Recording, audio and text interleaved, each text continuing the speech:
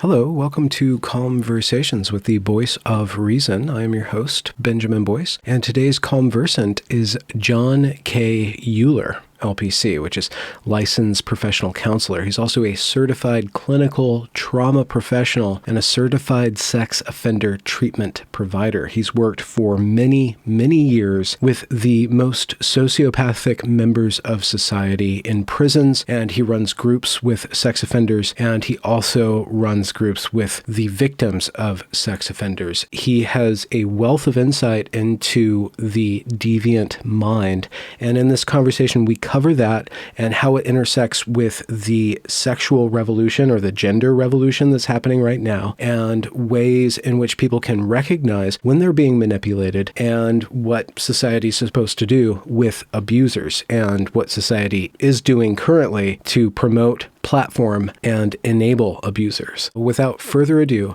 here is Jon Uhler. Hello. Benjamin. You know, I can't call you doc. I want to give you a title, but LPC, it doesn't translate into like a... No, you can just call me John. Okay, John. No, I appreciate it very much. Yeah. Well, I mean, you kind of earned something, but maybe you don't want to be reminded of it. Yeah, that's right. Every time somebody mentions you. I'm kind of a little... That's right. I've got all sorts of things people call me, so... It's a pleasure to connect. I've watched quite a few of your videos over the years. Oh, really? I was going through your catalog. You gave me a couple of links, and I had one idea of you, like, oh, this guy's on the ball. But then I'm like, oh my gosh, this guy's not just on the ball, but he's in the shit, right? You really invested yourself in some really intense things, and not by choice, or no? not anticipating it. Not, obviously it's a choice, but not intentionally. Yeah. So yeah, I'm a therapist by trade, and then was kind of brought into. I didn't even know about the trans movement, but so I've got really a strange background, but it's perfect for, I guess, what I do, which is half therapy and then half dealing with perpetrators. So because of that perspective, I'm able to, when I work with the perpetrators, I'm able to ferret out whether they're lying through their teeth as to whether or not they've ever been injured, but then also had a chance to go deep into what I would say the criminal mind. So I used my position on psych staff. When I was in a seminar in the audience, a webinar with Bessel van der Kolk. It was interesting when he said, he wrote the book, The Body Keeps a Score. And he said he used his time or his position there as a means of doing research. And I can relate. So that's how I speak to the criminal mind and psychopathy and sociopathy and all that. Because, it's an outside academic researcher's dream. It was a 11-year field research for me. Oh, yeah. Or a field study. So I use that intensively, and then have worked with survivors and then kids in the system. So in dealing with what I call the trans deception, that's why I find myself continued to be pulled back into that, because I know it's what I call the world's greatest sham. It's all fabricated. And it's got very intense outcomes for those who submit their bodies to the process of transition. And so I really appreciate you having all the survivors on your show, because but that's sadly the predictable outcome of manipulating kids. So this entire movement never existed. And so I guess, I've just crossed a marker for me. I just turned 60. I don't feel it. I feel 25. And so I guess now I'm using that to my advantage. First of all, I say I'm old, but I guess it's given me some perspective. I never thought I'd say that, but that's how I can tell people definitively, this is all man-made. It's all contrived, because my background was dealing with the most severe cases in residential treatment. So if you want to find out anything that's true, work in foster care. and then group homes and residential treatment. I also have my own adolescent female, 12-bed adolescent female intensive treatment group home. So if you're going to ever find out anything true about kids and true about yourself, because they'll tell you. So if you want to find out about youth culture, you work with kids, step up or step down from a psych hospital. You're in the midst of it. So self-injurious behaviors, you're seeing all of it. Yeah. So what the trans deception is, the premise is that those of us up until, quite frankly, got underway with the maybe 2009, but if it weren't for the DSM-5, and so I have a bone to pick with certain individuals in my field, and I've made it public sort of, online before I got kicked off of Twitter, now the second time, but I'm permanently suspended. Wait, just recently? Yeah. Oh, okay. Not that I cared how many followers, but I was able then to kind of get a message out. And I think there's a little troll still in Twitter. Elon hasn't obviously been able to root them all out. Yeah, what I was speaking to the issue of men in drag that want to be around kids, because I don't address what adults do. I may have my own opinion, but I don't touch on that. So what I say is, if you're a deviant adult and you give clear evidence that you access porn on a regular basis, stay away from kids. And some of the legitimate drag queens, or I'll still use the term trans, but there's no such thing as trans, by the way. They will be the first to say, stay away from kids. So if especially as a male, if you give evidence of accessing pornography, then you don't belong around kids, around minors. Simple as that. And any reasonable adult would agree with that. But when you start to get pushback, the question is, why am I receiving pushback? As a matter of fact, furries are the worst. The first time I had heard about furries, and they hate this, I never heard about furries. Until hearing it, my introduction to the topic of furries was through a really heinous pedophile in sex offender treatment, and then doing his parole psych eval, so sex offender risk assessment, then parole psych eval in Pennsylvania. So I spent 11 years in the Department of Corrections in Pennsylvania, the psych staff. And so this guy was, I wasn't able, in his case, to prevent him from getting out. I was able to stop about 19 guys from getting out, because the psych staff really holds the key to guys getting, those that are sex offenders. Yeah. And he was going to be able to get out. And so I was able to ask him. So he felt very emboldened. And so I was able to feed his ego and just ask how do certain guys get away with it? And he says, oh, there's a number of ways. So I was pumping him for information in the right way. It would take that kind of context to finally get truth out of these guys. And he says, well, we use a number of ways, furries. And I'm staring at him. He says, well, furries. I'm staring at him like, what? He says, you don't know about furries? And I said, I don't know. He says, oh, you need to get out more. I said, well, that's probably true. But what? He says, well, the costumes. I said, what? He said, it's like Disneyland, but we all have these suits and we get together. I said, a bunch of adults get together in suits. He says, oh, yeah. He says, but they target kids, meaning they draw kids in. He says, we have 100% of our identity covered. And he says, it's amazing how if you dress up, parents will hand their kids over to you. Wow. So when he was busted, it was through a sting. He thought he was communicating with a mother. It was actually a police officer. Yeah. And the arrangement was he was going to spend the evening with a 4-year-old and a 6-year-old. So as he pulls up to the motel, he's assuming he's going to meet the mother. And so the police find all sorts of things in his trunk, including handcuffs and dog leashes and collars. Yeah. That should ring a bell for us. Pet called play. Pup play. Yeah. 100%. Yeah. Yeah. So if I hadn't worked in prison with perpetrators and also a full range of offenders in the way that I did, I wouldn't know. I wouldn't have enough knowledge. I didn't know the half of it, but I figured because I had a unique opportunity, meaning I could either go into solitary, deal with guys in long-term solitary. I had a set of keys. So on psychology staff, you have access to everything except ammunition. Well, no outside researcher is ever going to be able to do that. It's a lengthy process. If you're an academic researcher, to have a few hours with a guy. That's why James Dobson only had 3 hours with Bundy.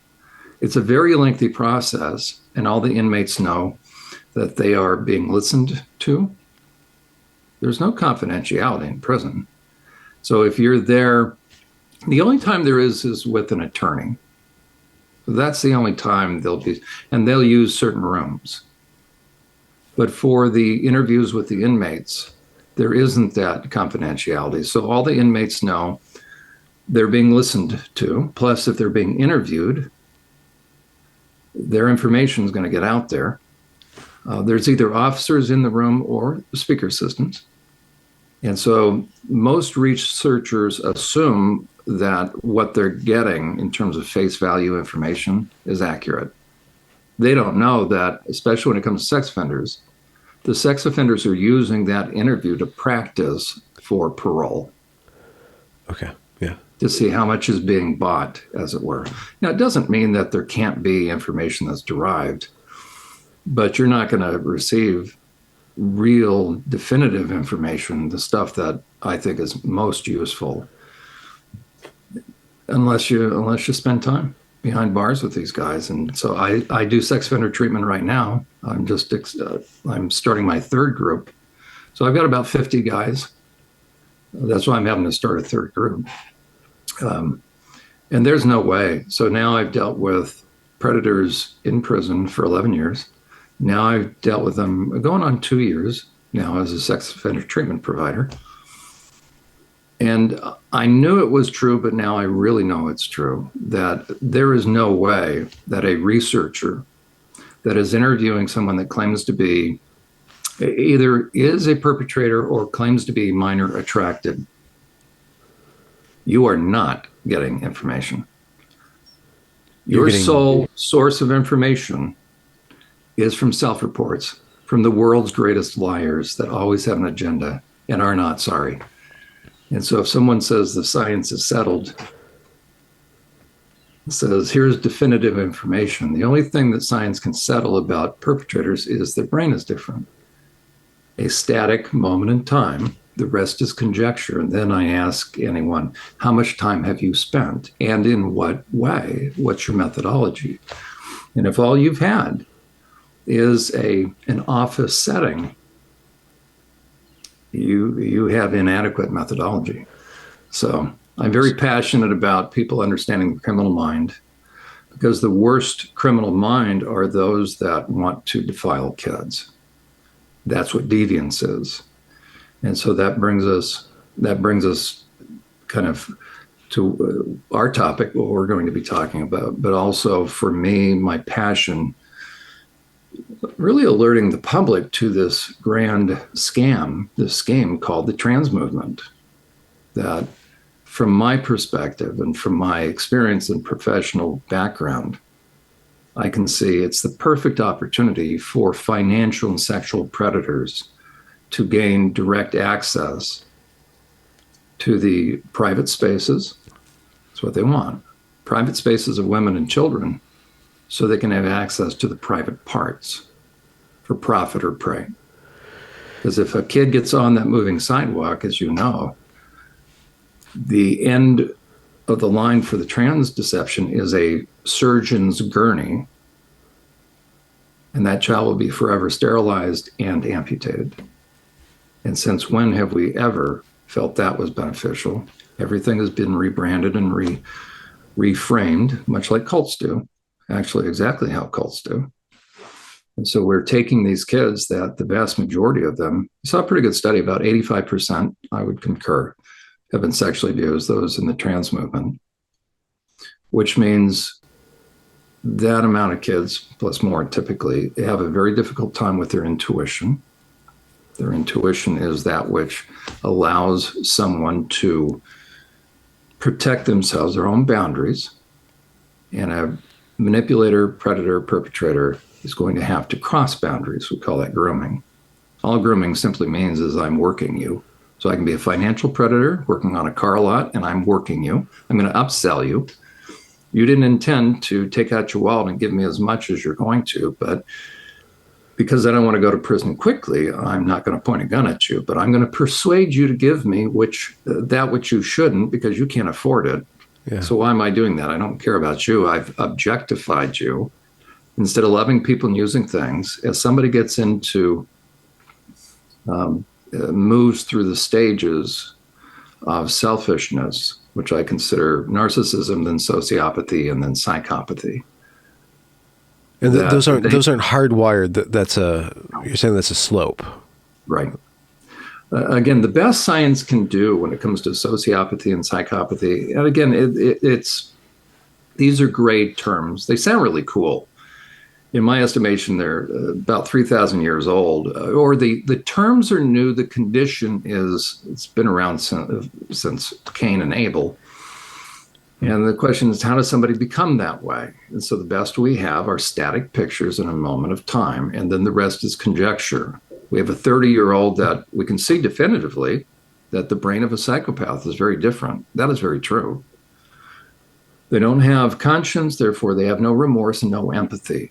And for me, it all comes down to conscience, meaning how I understand these guys. And the question is someone born without a conscience? I don't believe so. It's a willful transgression and overriding of conscience. You create a callous, it's cauterizing one's conscience. And to the extent that you want to override or give yourself permission to allow your selfishness to grow, your conscience will begin to become less and less effective.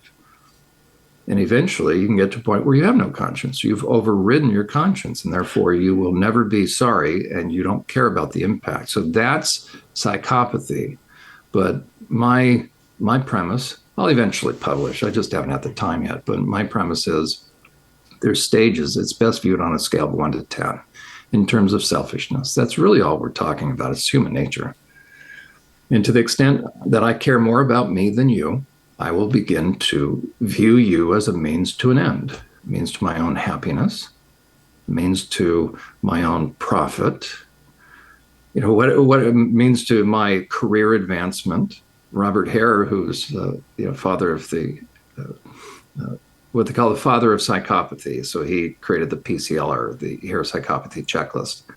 And he said if he hadn't studied psychopaths in prison, which he actually never worked in prison, but he selected those inmates that were clearly psychopathic. If you're gonna hide a pitchfork under a haystack for your younger brother to jump into the hay to be impaled, you're probably clearly psychopathic. That was one of the examples that he gave, one of the kinds of inmates.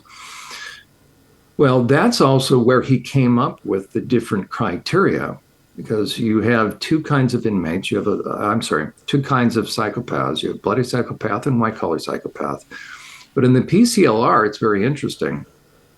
It's geared more to an antisocial, and I'll actually reference one of those, so a more impulsive kind of psychopath. But Robert Hare has written a book called Snakes in Suits. And he said if he hadn't studied psychopaths in prison, he would have studied them on Wall Street. Well, that shows you that they're not all impulsive. They're not all antisocial. The best psychopaths, the smartest ones, end up in politics, in sales, in finance, in psychology, in law enforcement, in education. They're everywhere. They look so normal. James Fallon has been able to do a lot of talk show circuits and other things because he inadvertently scanned his own brain, or he scanned his brain to participate in an Alzheimer's study. Yet his lab or his facility was also being used to scan for forensic purposes the brains of psychopaths. So he had two different studies, as it were, going on. And he was looking through the scans of the Alzheimer's patients, and the names were covered up. And he sees one scan and it's in the wrong pile. So he assumes, he said, why is a psychopath's brain in my... So he straightens out his piles. He looks at the name and it's him. Oh, no. So it's pretty fascinating. Yeah. So did he have remorse about that? I'm sorry? Did he have remorse about being a psychopath? No, it's very, very interesting. I've talked about it on my show. I have a live program, which is neat because I get to cover just counseling topics on Friday night on TECN, TECN.TV. There we go. But it's funny to listen to him. And what I try to help people think in terms of to get the sort of the awe factor out of the way, because it's clear he has a psychopathic brain. I mean, you can't fake it, because it deals with, when they're assessing psychopathy, it's not IQ, it's not gray matter, it's not white matter, it's function, it's blood flow, it's activity within the brain. Okay. And so it's very different. What processes are prioritized, or as far as heat.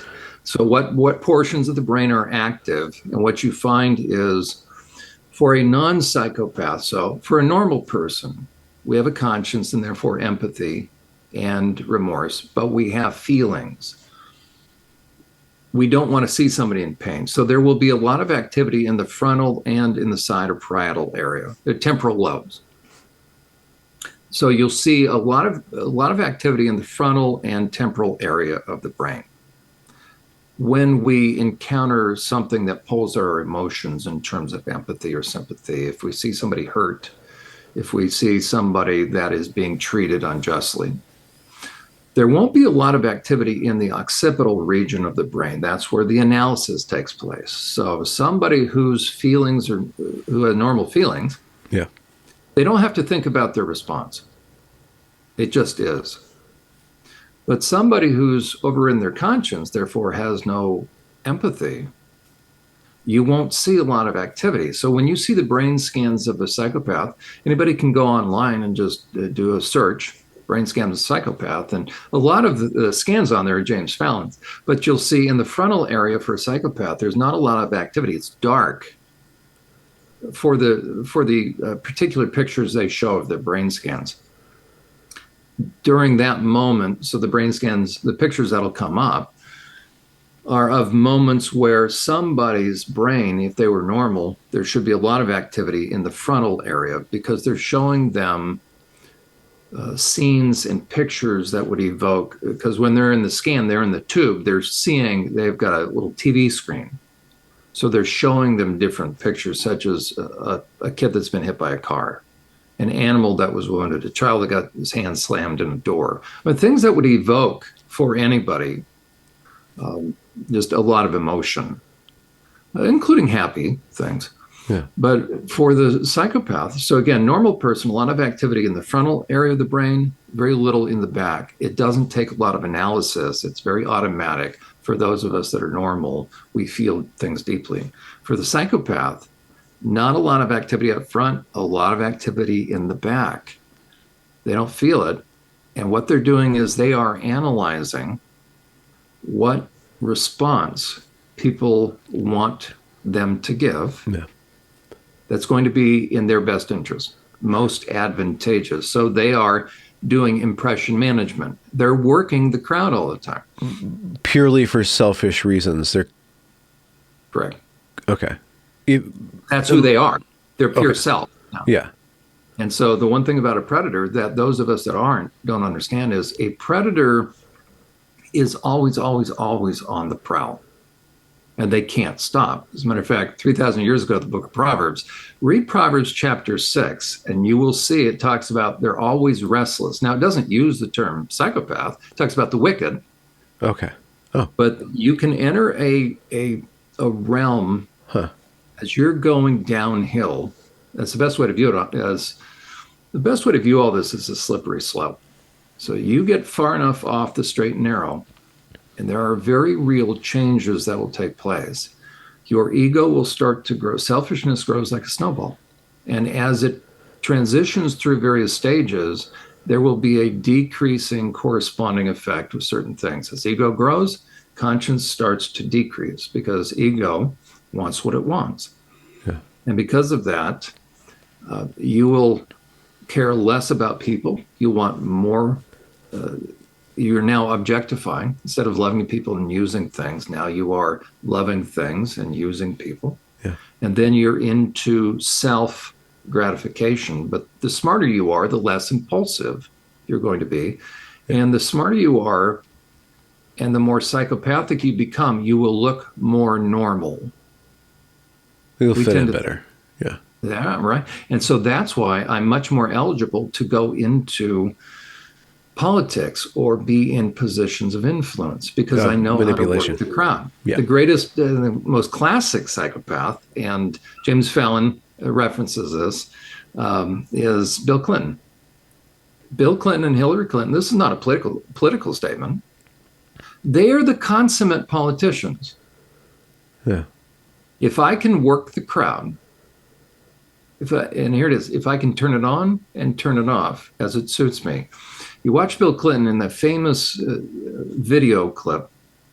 He and Tony Campolo are walking out of the church from the funeral of Ron Brown, who was Secretary of Commerce, who died, in my estimation, under interesting conditions. There was a plane crash, supposedly because of fog, but when they did the research, there was no fog. This was over in Europe.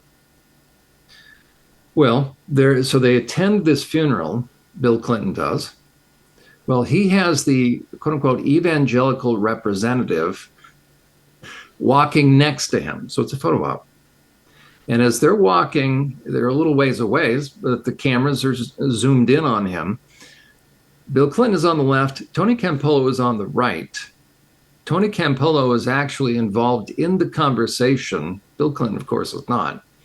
Tony Campolo thinks he is, so they've just been laughing about a joke, which is telling.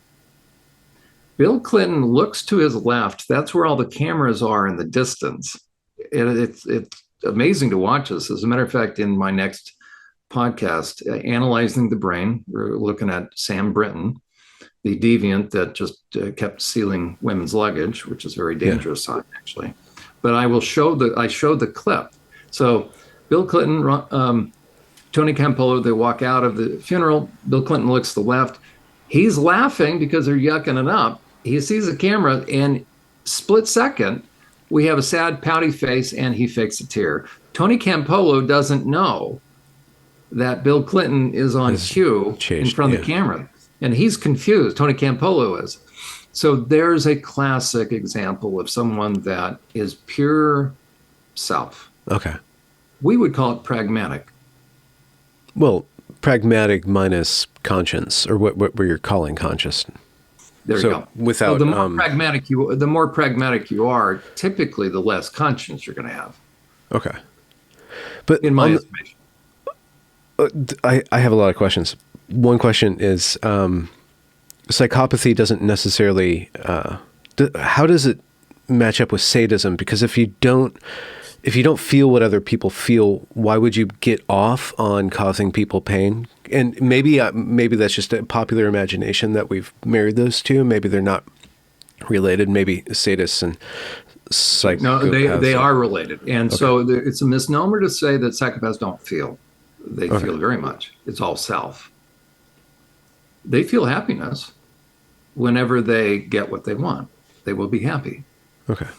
The further someone goes into self, it's not just an intellectual kind of thing. It involves the complete person. So you don't become just a little bit psychopathic, and a lot of things are changing. So not just your intellect. Well, IQ, that's a little bit different, but your character is changing. The drives and appetites change. And the one thing that's different about a psychopath from a sociopath, and again, in my estimation, the best way to view this is, as selfishness increases, there's a lot of changes that take place. I start to harden my heart. I become indifferent. That's just one aspect. But then I start to lose interest in ever being the way I used to be. when I was good, when I understood and appreciated and valued the difference between right and wrong, good and bad. Those of us with a conscience, we not only can't imagine what it's like not to have a conscience, but we have an aversion to that. Like, well, who would want to do that? For those that have achieved the state of having no conscience, it's actually very freeing. And so in the stages downward into psychopathy, it really moves from someone that values a conscience and wants a conscience and doesn't want to transgress their conscience, and therefore they want to keep their conscience sensitive. Therefore, they will respond very quickly. I feel badly, so I'm going to go apologize, or I feel badly, even if no one knows. So someone with a healthy conscience will do the right thing. They will govern themselves. You keep transgressing that. You create a callous effect. You cauterize your conscience. Little by little, it transitions from, well, I want my conscience sensitive to, well, I just don't want it to bother me. I've already moved a couple stages now to, well, this stupid conscience is bugging me. I have to tune it out. Now I'm actively overriding my conscience. I'm in the beginning stages of that. The next stage is starting to be relieved that it's not bothering me anymore or as much, my conscience. Yeah. To getting to a point that I'm actually very relieved that I'm not bothered. To getting to a point where I'm not bothered and I realize it and I'm pretty pleased with myself. To now, this is really transitioning, in my estimation, from sociopathy to psychopathy. That would be bad enough if somebody reaches a point where they just aren't bothered. But now, growing within them, and this will speak to your point, growing within them is also a hunger and thirst to have an effect. Or have a connection? Like have a connection? Or no, have an I'm effect? sorry. To have a lasting detrimental effect on someone. To prove a point, to have, and here's really a good description of a psychopath in my estimation. They are driven to have the last word, last say, and last laugh. The one thing a psychopath will never say, or a psychopath will say that a sociopath will never say, and again, in my estimation, the best way to view it is selfishness grows if left unchecked. That's narcissism. Or ego and selfishness, same thing. Yeah. As ego grows, it will, and therefore I become the center of the universe, and I believe I'm entitled to whatever I want as it grows. Think about a 2-year-old in a sandbox. He's got his own toys, but he looks at Susie's toys. That's human nature. So a parent has to come along and say, no. So we have to inform the conscience at age 2 or whatever that, no, Johnny, you have your own toys. So we're teaching private property. We're teaching respect of others. But mom has just corrected Johnny. Mom walks away, and what does Johnny do? It depends upon how willful Johnny is. Yeah. Mom turns her back, and he's going to sneak, and she's starting to cry, and he'll come up with a lie. And so that's older brother or younger brother might tweak older brother. Older brother, reacts, and then older brother gets in trouble, and younger brother's snickering. Yeah. So self is growing. That's narcissism. If you're simple, meaning if you need attention, overt attention, you'll see that person has a mirror, so he looks at himself in the mirror. He's very much, he wants accolades. Those are simplistic narcissists. Those aren't going to get very far. Because they soak up all the attention in the room and exhaust everybody. That's right. People catch on right away. Yeah. So they have a short shelf life, in my estimation. People know what they're about. So they're going to limit their opportunities. But if they're smart, now, again, they're just as ego-driven, but they learn more how to perfect the art of impression management. Now you're into sales. And now you're operating on the cost-benefit analysis. How much effort versus how much are you getting? Yeah. Now you're a sociopath.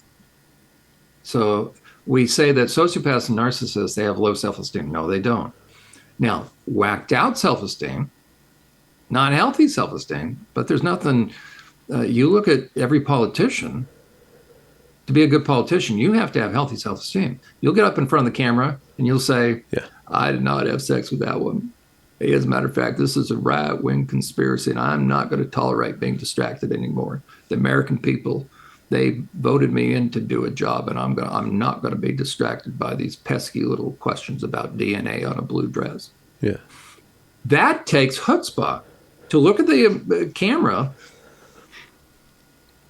you keep going in that stage, and eventually you end up on an island somewhere with a young girl on your life. Right? Yeah. That's exactly it. So it's no longer then just about what you can get, but now the kind of effect. Yeah. And so is transitioning from sociopathy to psychopathy. And now you're going to get off on, power control is in there, but then you're going to move beyond being motivated just by power and control. Okay. Now you really want to mar and scar the soul. And that's where the psychopath becomes malevolent and sadistic. Is it like a longing for connection?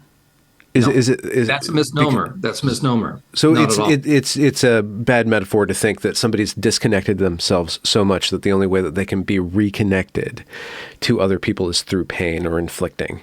That's in my mind, in my estimation, Benjamin. I totally under right because the view of and treatment of predators has now fallen under, and in my estimation, because we have believed urban myths, urban legends, we have now subsumed the treatment of those that offend have been subsumed under the rubric or umbrella of trauma therapy.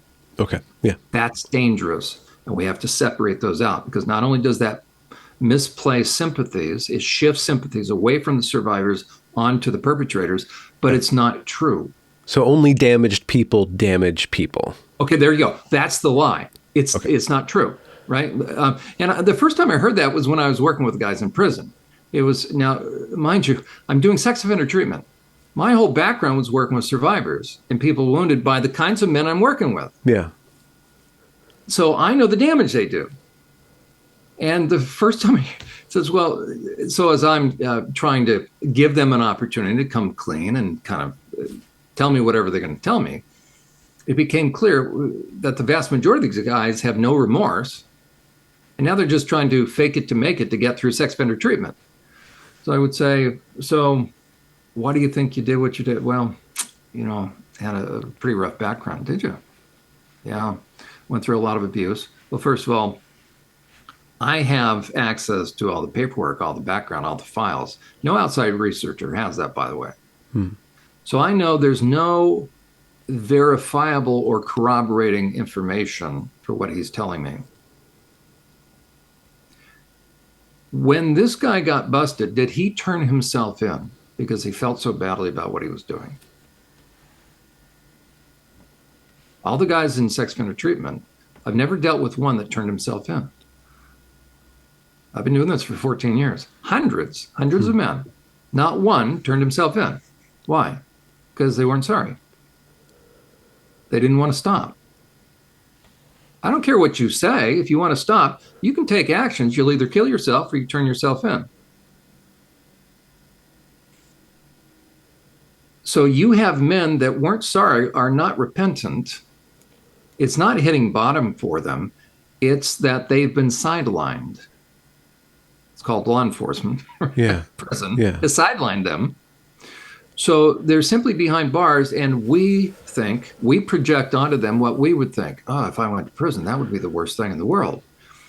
Predators know us better than we know them. And they know, because they once had a conscience, in my estimation, they know what it's like to have a conscience. They have no conscience any longer, so they can use our own conscience and ethics against us. So they will work us. And one of the things that they discovered that we have bought, that's been floated in the literature so much that everybody believes it now, is that a child perpetrator is reenacting his own abuse. Yeah.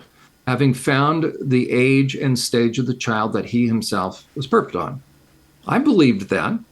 It's not true whatsoever. It's a lie.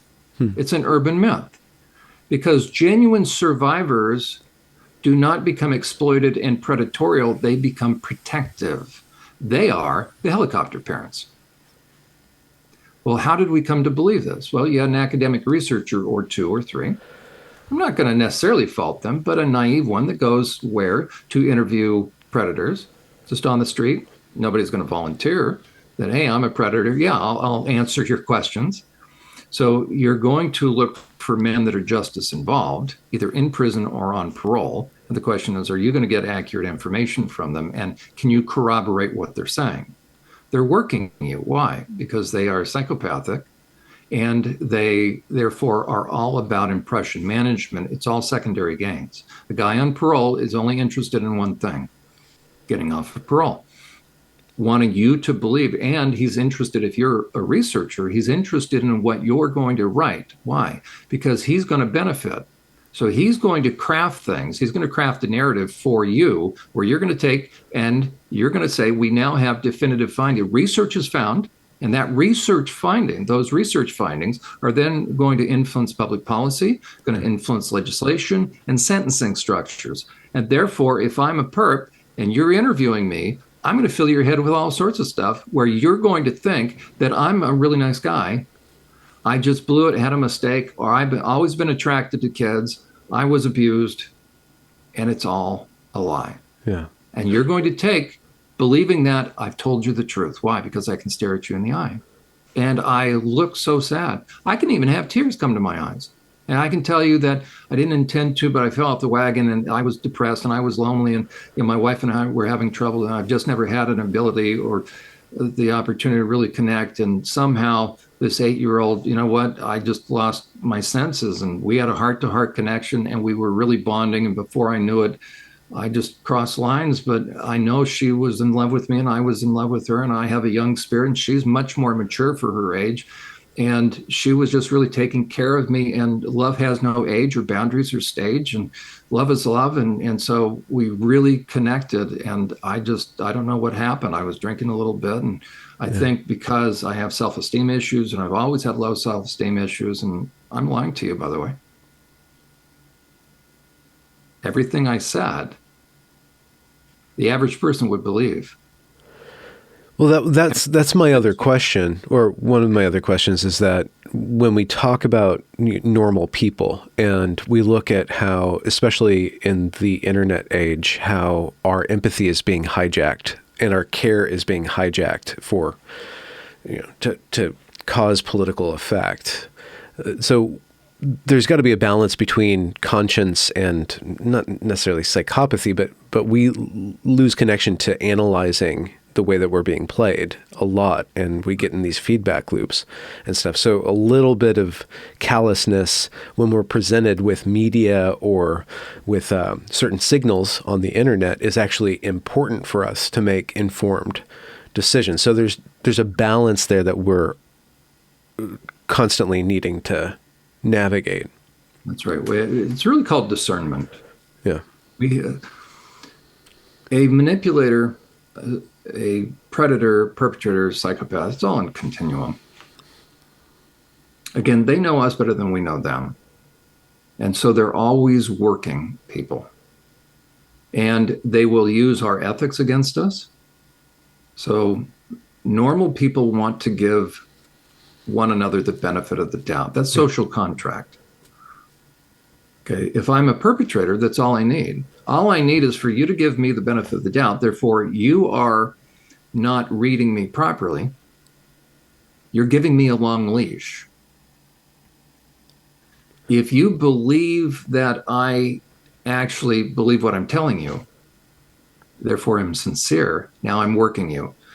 So therefore I can go online on a dating app, or I can be hired on at a church and hold up a Bible and say, my Bible says I am what I am, and I believe what I'm, and all of you thousands out there, stand up so you can dig deep, because we're going to plant seeds of faith.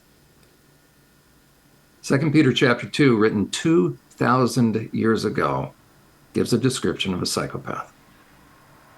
It's very interesting. And what it says in that context is, it's not flattering. Peter, everybody's familiar with Peter. He wrote that. He has a criticism, which is basically, how can you be so naive? You have people right in your midst that are working you, helping themselves to the cash and the women in your congregation, and you don't even have clue one. That is not spiritual.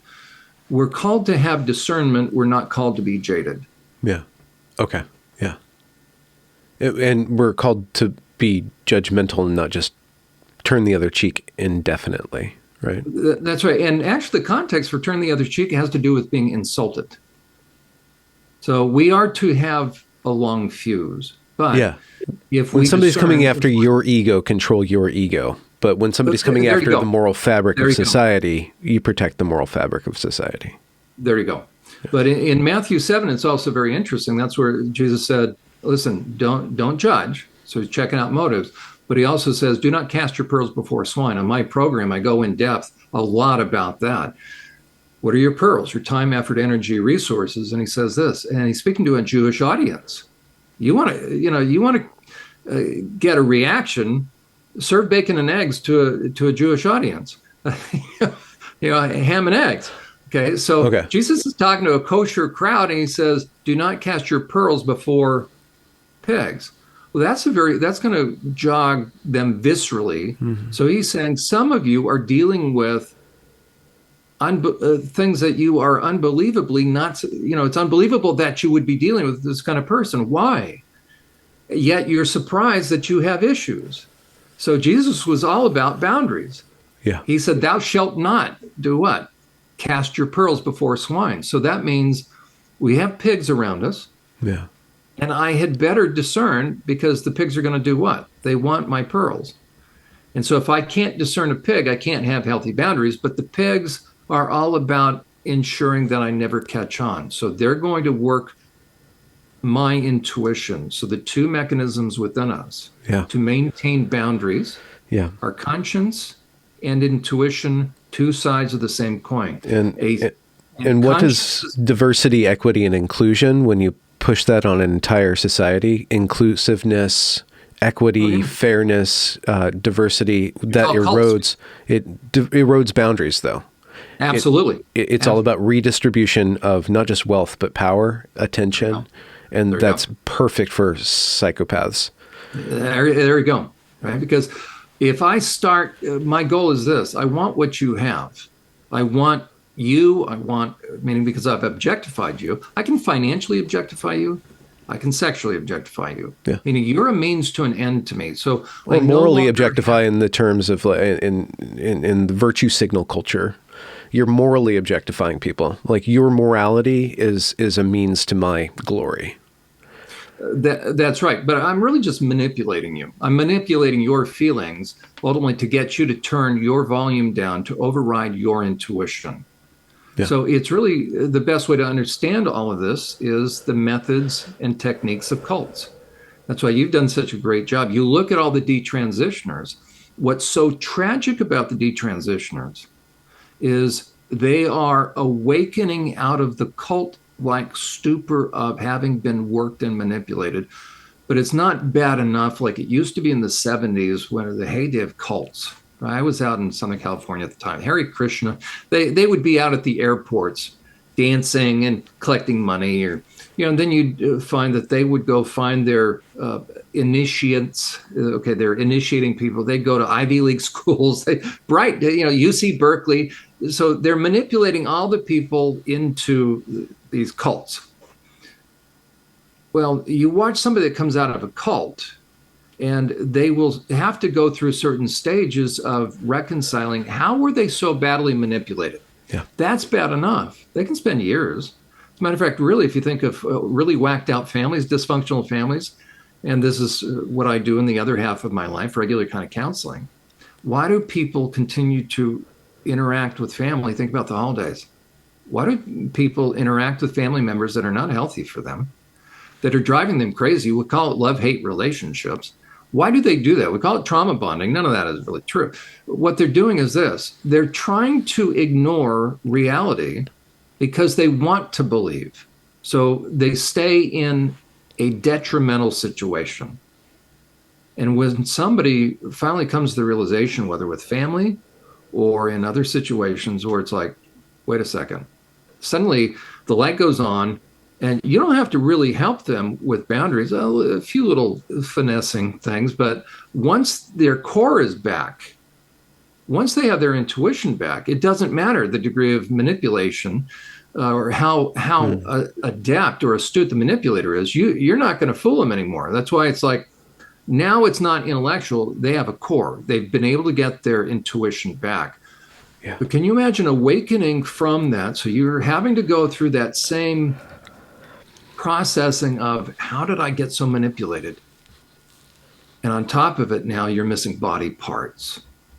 And you're hooked up to the medical industry forever. Right? Because talk about using and abusing someone. That's why these poor transitioners, they need to get into therapy. And the one thing they need more than anything in that therapy is, because they'll go through very predictable stages. Ultimately, they need to understand that they are angry, and they are good and angry, and they have every right, because they were manipulated. And the one thing with the detransitioners, the ones that you've interviewed and the ones that put their own stories online, I've listened to many, and you can actually see the various stages as they are awakening to the reality. And one of the first stages they will go through, because they're so used to the idea of virtue signaling, and they don't want to be judgmental. How did they come to conclude that? Because they've been worked. They've been manipulated by cult leaders to not be judgmental, otherwise known as don't have intuition, don't have discernment. Don't say there's right and wrong. Don't say there's good and bad. Don't say there's real. Yeah. And so as they are starting to come out of the cult-like influence, it's starting to wear off. They'll initially go through that stage with, well, I'm not telling anybody else what's right or wrong, but for me, I found this isn't the right thing. So they don't want to tell people, I've finally seen what happened to me.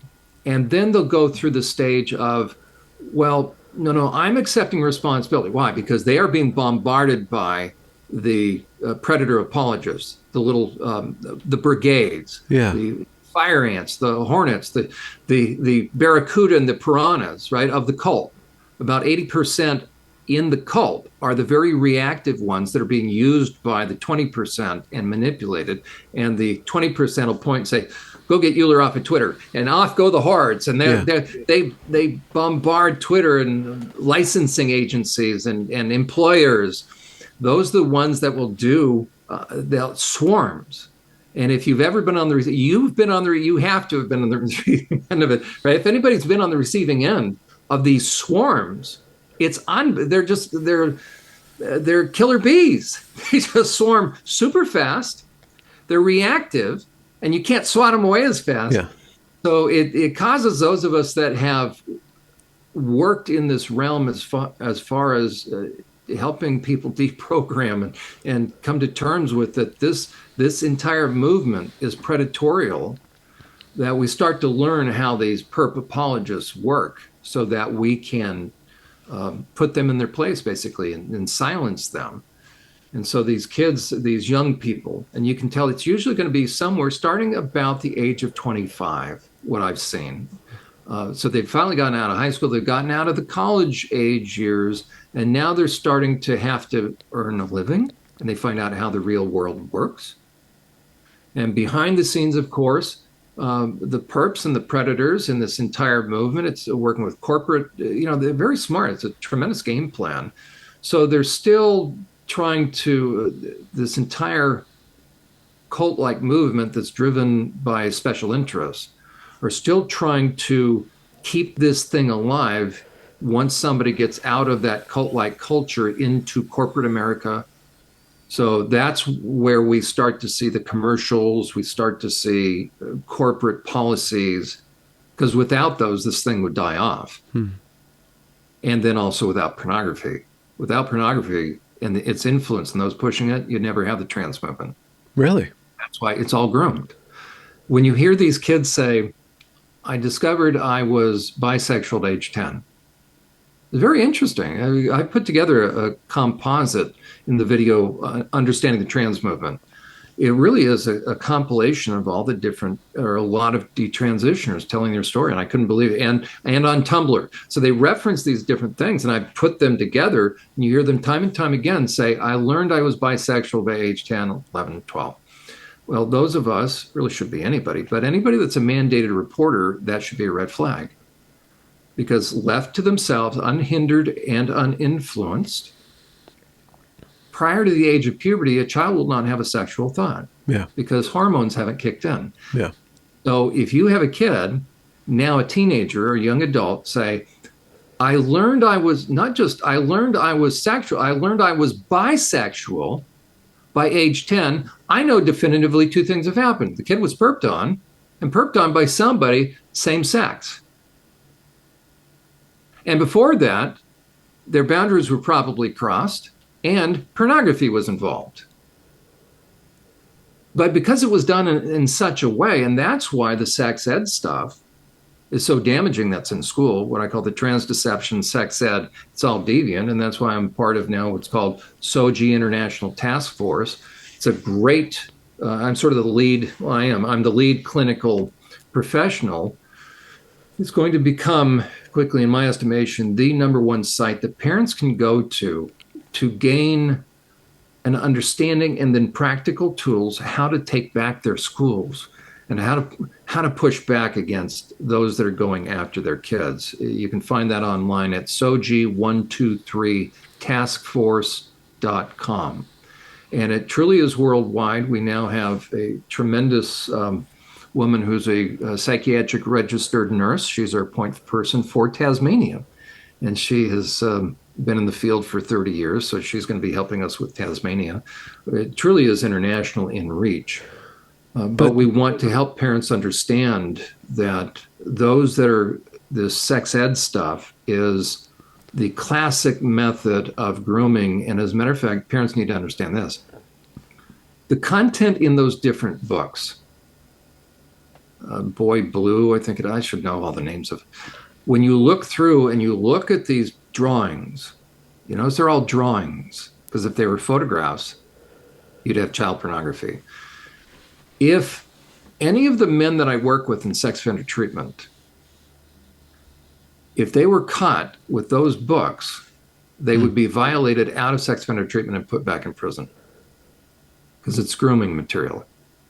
But those books in a grade school library, put there by the grade school librarian, are not referenced as pornography. They're thought of as educational material. But that begs the question, how does one educate children about that part of life?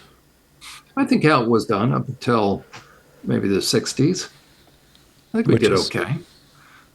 Which was, you separate boys and girls. I remember, in my sex ed class, that was probably near the end of the cusp. That was mid-70s, so I get a little bit older. But how they would do it is boys and girls would be separated. At what age? Class. At 6th grade. Okay. So 12, 11. Yeah, that's right. And so just coming of age. And so it was primarily led by the nurse. But you had our teachers in the room. Yeah. And the nurse, a female nurse, kind of led that. And much of the focus was on female anatomy. This is a little bit harder to understand. We guys, right? Involved. Not a lot of mystery about us, boy. Okay, and I think that was handled well. So separating them out based upon sex or gender, I don't have a big issue. I know Jen Smith, a legitimate trans guy. I just saw a video he put out. He's very emphatic, and I can appreciate it, emphatic in that separating out the term sex and gender. I'm old school because I don't want to buy into all the terminology, because it's endless. Once you get sucked into that kind of discussion, well, now we got cisgender, we got it's like speaking a foreign language. I'm not interested. Yeah, we have male and female, and never the twain shall meet. Now, are there 0.00000? So let's not even go there. In my 30 years of counseling, I've counseled all sorts of folks in all sorts of settings. I've never met that rare exception. Oh. But I've met a lot of people that have been. Are you talking about intersex, or are you talking about true trans? Right. That's right, the intersex. You know how many people there are in life? There's a handful. Those are just the research. Those are the ones that end up the subjects of genuine research studies. Okay. That is so rare that is just not an issue. It doesn't mean I don't care. Of course I care. But that doesn't set the stage for it doesn't make allowance for what we're dealing with now. So they took a non-issue and used that as the premise to open the floodgates for cult-like methods of manipulating and grooming. So let's put that back in its place. If I ever come across that kind of person, we'll work with that. But really, anybody that has gender-related issues, that's my premise, gender-related issues, they have it for a reason. Because somebody from the outside has created those issues for them. The best way to help someone, by the way, in my clinical estimation, the best way to help someone that has gender-related issues is twofold. Get them off the subject and find out if they were perped on. Because if they're perped on, they need healing for their trauma. And part of that trauma can be through that manipulation. You have to help get their intuition back. So the goal of counseling is really two things: reestablishing boundaries and then grief and loss. So if they were overtly perped on, where they were overtly traumatized, now they have to work through that trauma. What does that mean, working through trauma? Okay. Looking at it, exposure therapy. You're right, that's right. I'm sorry, that's right. I traffic in these terms. Okay. Working through simply means this: going through the process of grief and loss, quite frankly, and coming to terms with the extent of the injustice or oppression that was done to you. I use the analogy of this. Again, and it all has to do with boundaries. To the extent that you were negatively impacted by what I've done, I've had an effect upon you and not a positive effect. So the goal of therapy is then to help you regain or reconnect with your intuition, because how I was able to cross your boundaries, I did it one of two ways: either by force and very overtly. Well, we call that a crime. You're going to have to work that through because something overwhelming came into your life. Bessel van der Kolk does a really nice job defining trauma, which is this: it's an extreme or overwhelming experience where I was placed in a powerless position. I could not affect the outcome. So I was negatively impacted. And that can be in a lot of different ways. If you were taken to the cleaners by someone financially, you're traumatized. If I sold you a bridge to nowhere, if you took your life savings and trusted me, if I'm Bernie Madoff, who made off with all the money, you invested, you gave me all your money, you're traumatized now.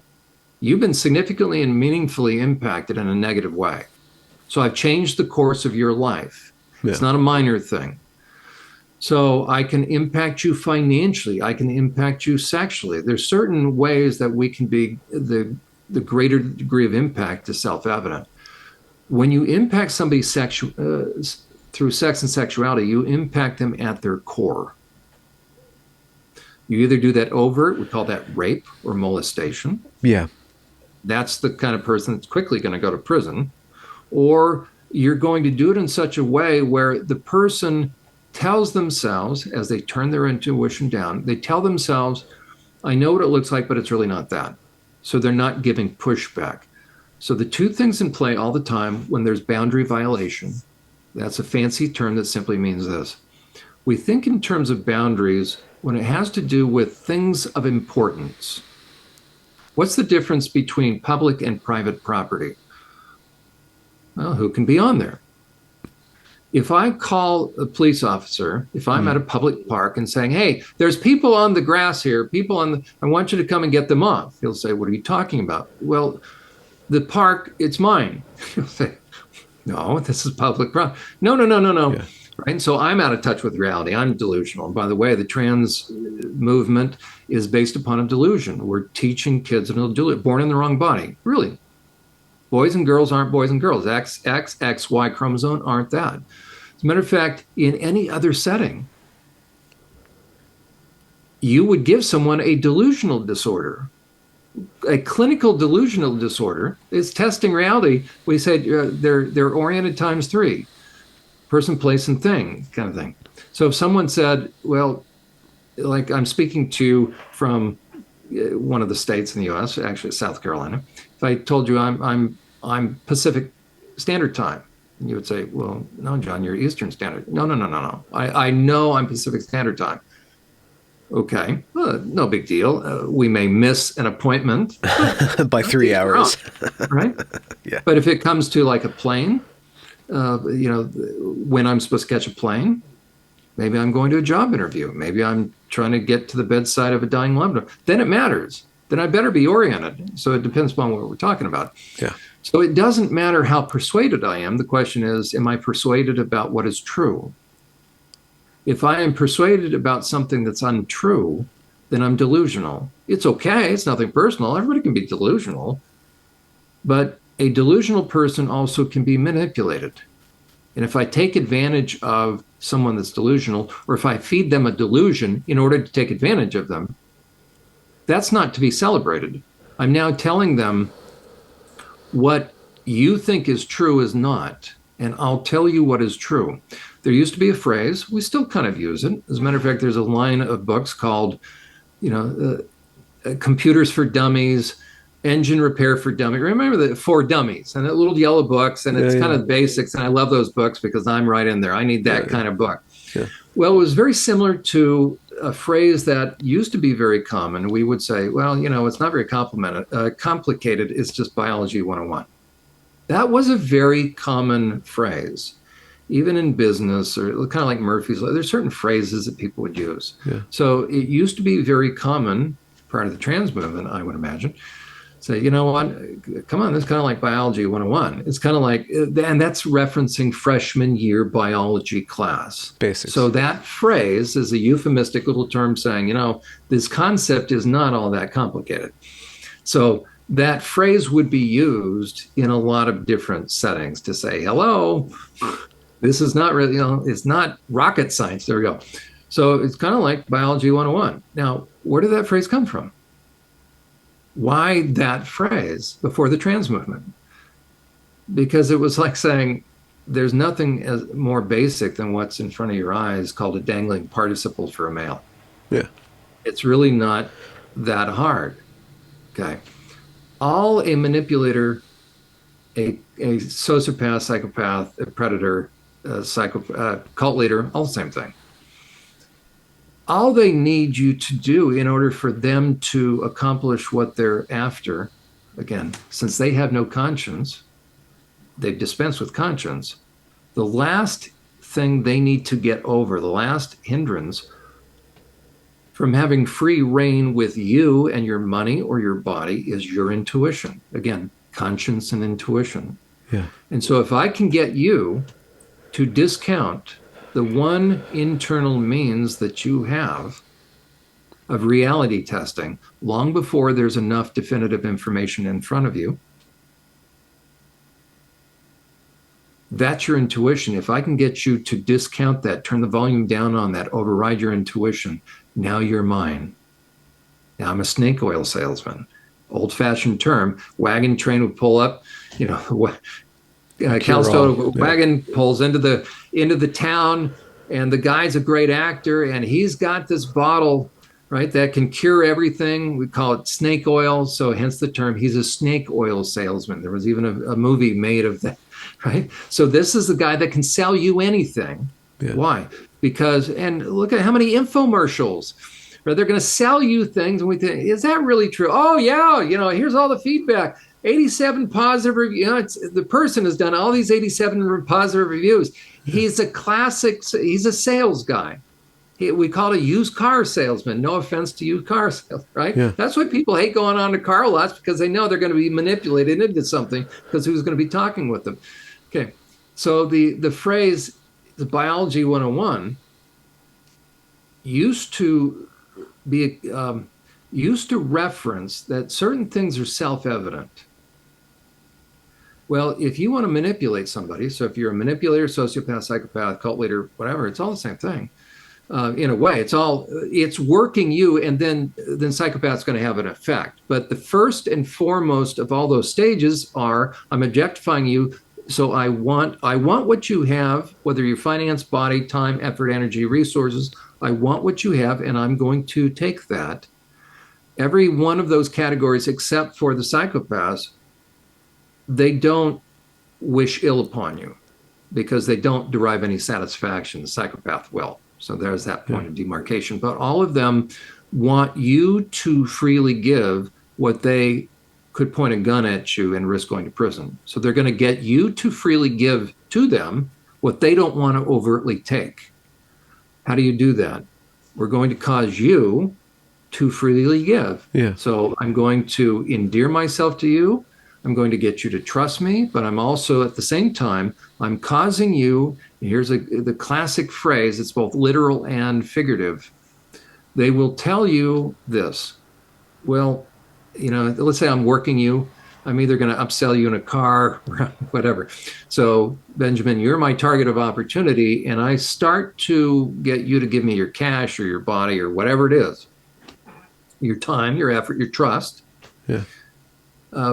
And you start to say, hey, wait a second, right? That's your intuition. We go, hey, I know what you're telling me, but I don't know about this. Okay. That's a healthy thing. You need to be able to be skeptical and discerning. But that is, as somebody that's going to manipulate you, that's my greatest hindrance. I have to get you to relax. So I have to tell you in one form or another, well, Benjamin, I know what it looks like, but it's really not that. Trust me. Yeah. So you start to then turn your intuition down. And I know when it's mission accomplished, when I have full sway over you. Yeah. When I hear you tell somebody else that same phrase about me, because they're not under the sway of me. And so someone will come along that cares about you and say, Benjamin, that Uhler guy, I don't know. He just seems sketchy. Why are you going into business with him? Or, I know I have you when you will come to my defense, say, well, I know what it looks like, but it's really not that. You can trust him. Yeah.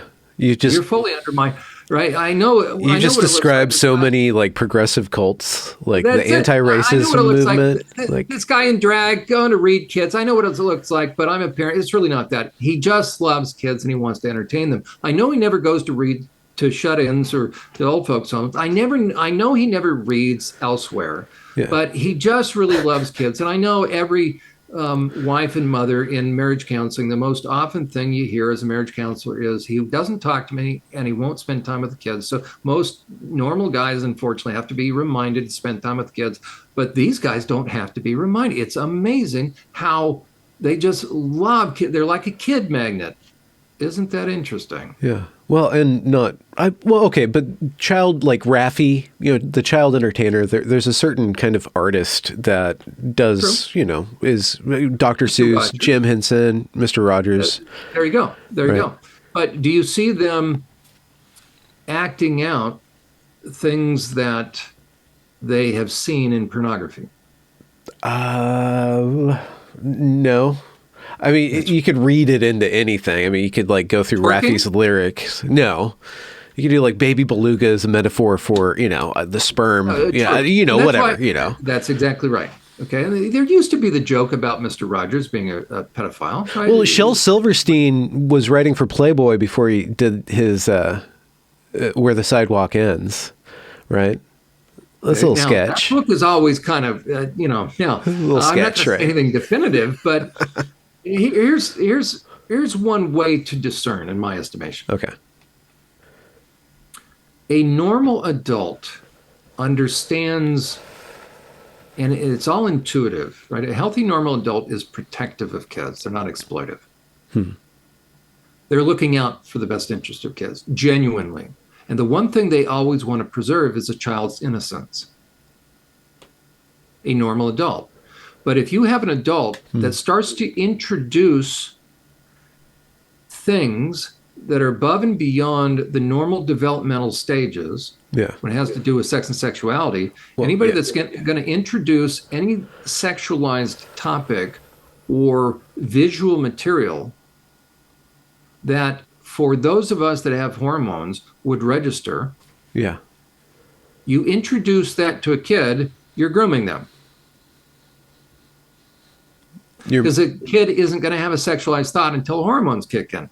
That's why you look at the stages of kids. Yeah. They are best friends. They go through the stage where they don't know any difference between sex or gender, and they play together. But then they'll go through a stage where cooties, even, the movie with Gru, what is it? Despicable Me. They show that scene. Gru has cooties, and all the kids run. Okay, that's kindergarten, that's first grade, second, go through that cootie stage. So at first, kids play together, they don't understand. But then they start to have a separateness as far as sex or gender. Boys will play with boys, girls, and they don't want girls. That's girls. Well, or they end up like acting out like this primitive sort of flirting where they're kind of like hitting each other rather than hitting on each other, right? This tension starts to arise and this volume starts to... You start to notice, right? And then they start talking about crushes and all that stuff. There you go. But that won't come till about junior high-ish. Yeah. Or middle school. Okay, so you'll have somewhere between like second grade, third grade and fifth grade. They come back together and they're just buddies. They'll play together again. They play games together, and they just know. And the girls are starting to get faster than the boys, but it's not a sexist thing. And so if they're smart, the boys are smart, they want the fast girls on their team as far as kickball, right? And that's right around middle school or junior high, kind of before. So a hormone spurt is happening, but they're still not having, you don't sense a lot of sexuality awareness in terms of sex and sexuality. And that's why it used to be that sex ed would be inserted then before hormones have kicked in. Yeah. They're telling the kids, these are the changes your body is going to start going through. Here's what you can expect. So before it's happened, so it presumes that these kids it hasn't been awakened. So if you have a child that has an advanced degree of knowledge, everything from body parts to an understanding, and they start to reference things prior to hormones, somebody from the outside or an influence from the outside, and how can it not in this culture, unfortunately, with cell phones, but that information has come from the outside in, and the child developmentally doesn't understand it.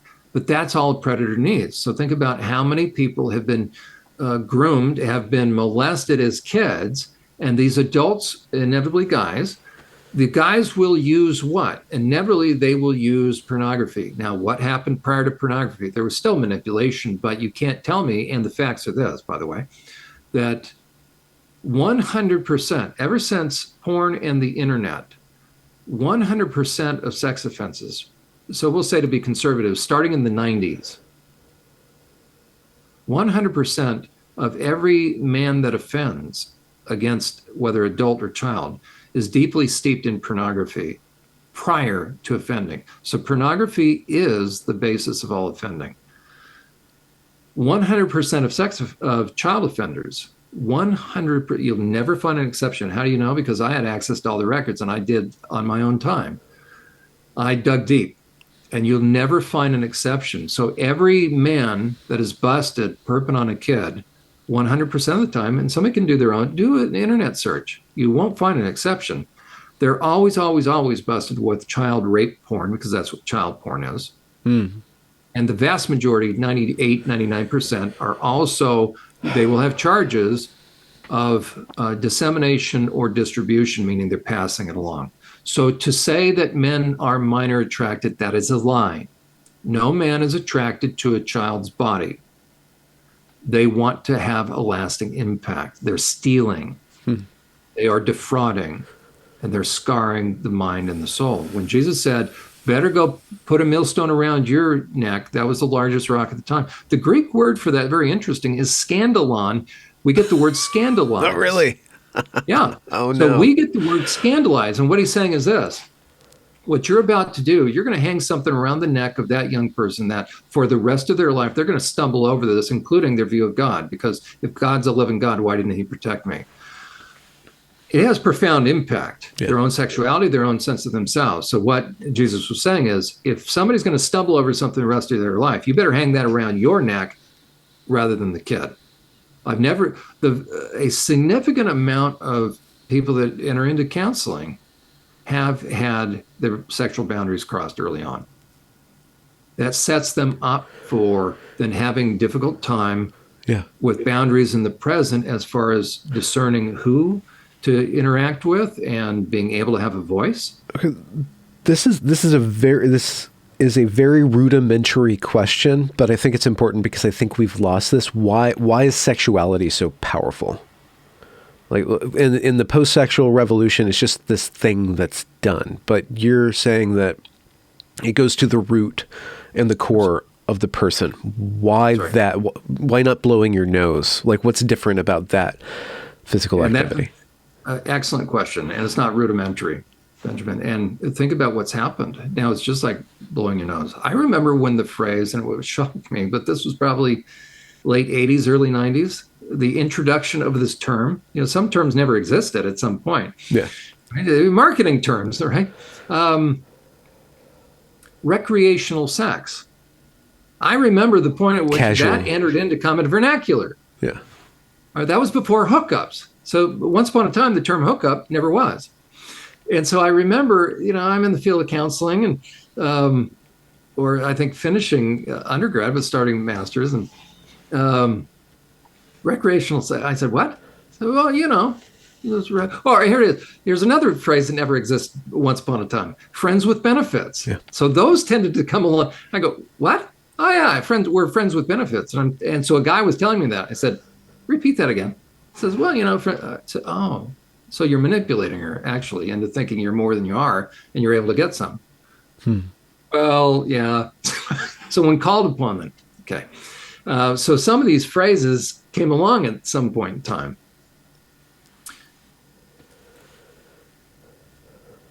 In our heart of hearts, who we are in terms of maleness and femaleness, it's within the DNA that personality structure and gender are very closely, or sex.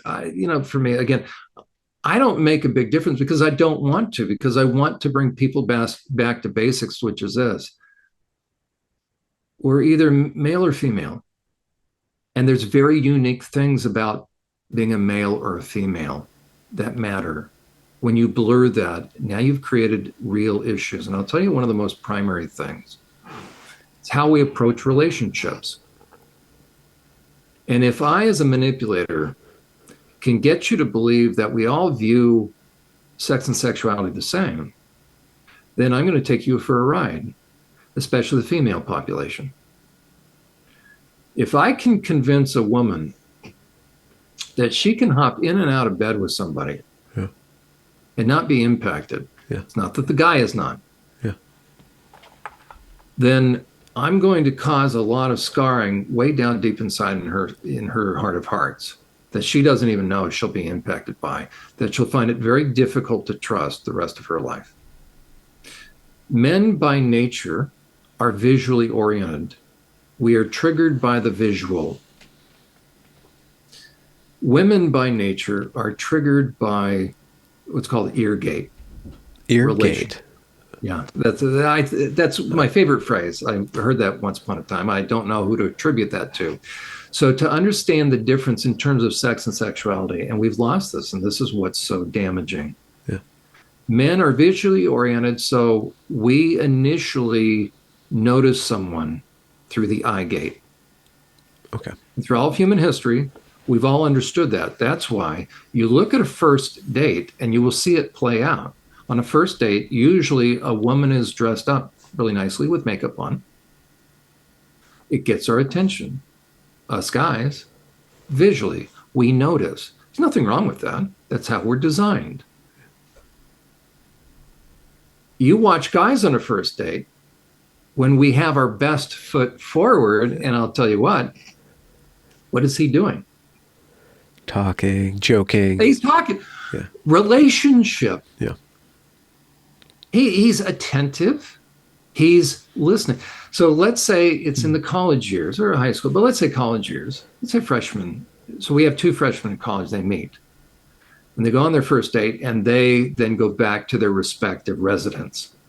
And so each now are talking to their friends. Guys are going to talk side by side. That's what we do, kind of do activity. Girls are going to get on the bed and they're going to talk. Well, how did it go? So the girls are in there, guys are all casual, right? Guys are going to, well, what'd she look like? What was she wearing, right? Is she hot? Okay. That's the world over, by the way. Wherever you go around the world, that kind of conversation is going to take place because that's who we are. There's nothing wrong with that. So when selfishness enters in, there's a lot wrong with that. Okay. Or objectification, or the reduction of the human being to her looks. That's right. But the fact that I notice, what did I notice? I noticed my wife, prior to being my wife, some enchanted evening across a crowded room, saw her at a high school dance. How did I notice her? She looked really attractive. Well, why her? We can do it. But somehow she stood out. She caught my eye. That's a good thing. What caused her, you probably regret, no, I'm kidding, we have a very good relationship. But what caused her then, as she goes back to the dorm, what they're going to talk about is, what's he like? Yeah. And what she probably will say in one way or another is, oh, he's such a good, tall, dark, and handsome. He's such a good listener, such a good communicator. Well, what was he doing? He was listening. So she's drawn to him because of the nature and the quality of the relationship. Yeah. But it works. Now, the guy eventually, hopefully, begins to understand there's more to it than the visual, and he needs to then become who he portrayed himself to be on the first date, and vice versa, that he's a listener, that he cares about her as a person. A relationship that works really well is one that has mutual reciprocity between the male and female, and they appreciate and value one another. He listens to her, and she respects him. They're very different by nature, and you'll see a relationship where there's not vying for attention, there's not vying for power and control. It's a harmony. It's like an orchestra. They value and appreciate one another. Yeah.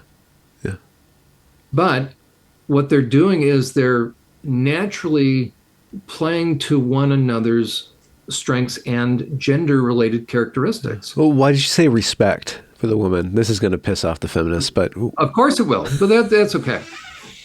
And it's very interesting, 2,000 years ago, Paul referenced this, and I still think it's true.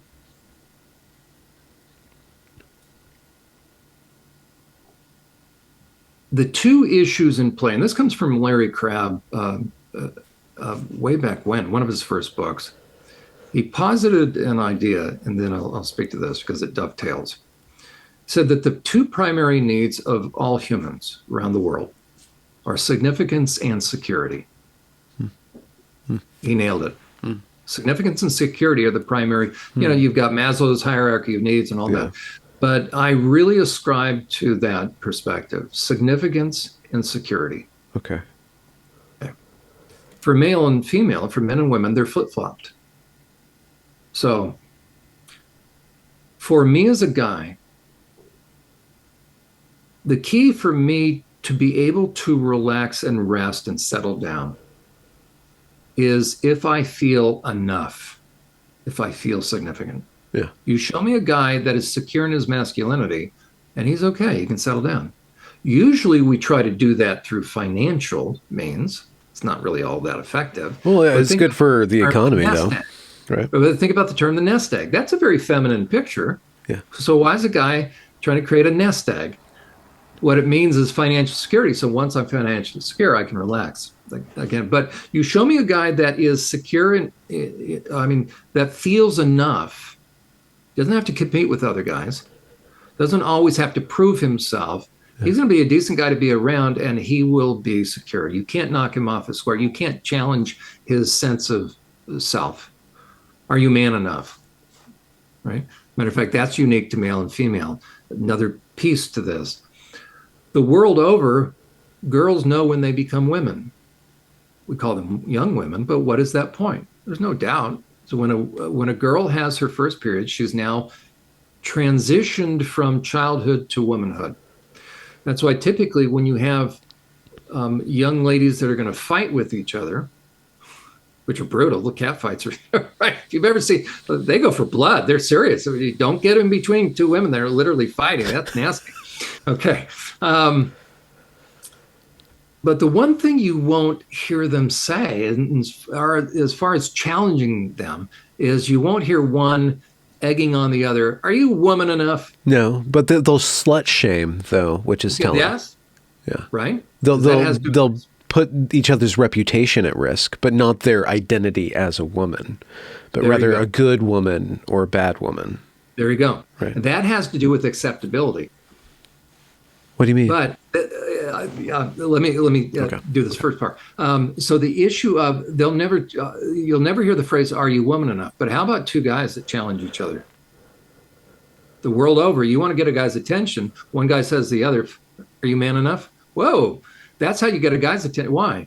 Because there's no point of demarcation that a guy goes through to help him know he's arrived at manhood. That's why rites of passage. That's important. So the first Fathers, ejaculation is not sufficient for that. you wouldn't have guys that compulsively ejaculate then. Huh. That's true. As a matter of fact, and a very important phrase that I heard from one of the sex offenders, pretty heinous one, that I think, though, in his case, he started to see the light. But he was every woman's nightmare. He used to home invasion robbery, and then he would rape the women, but he started home invading robbery to grandmothers. Okay. Heinous individual. Yeah. But I think God was doing a work on him miraculously. So it was interesting watching him and seeing him go through his own processing. And he said this to the other guys, and the viewers need to understand when guy gets into habitual, when his mind gets taken over by pornography. This guy said to the other sex offenders in that particular group, he said, guys, he says, we've got to be honest with ourselves. So it was very interesting. Rare guy that would say that in sex offender treatment. He says, we got to a point where even when we were doing the act, we weren't even there. We're thinking about our next act. Yeah. This guy wanted to be able to decrease how many times he masturbated per day, even in prison. He would masturbate 6 times a day.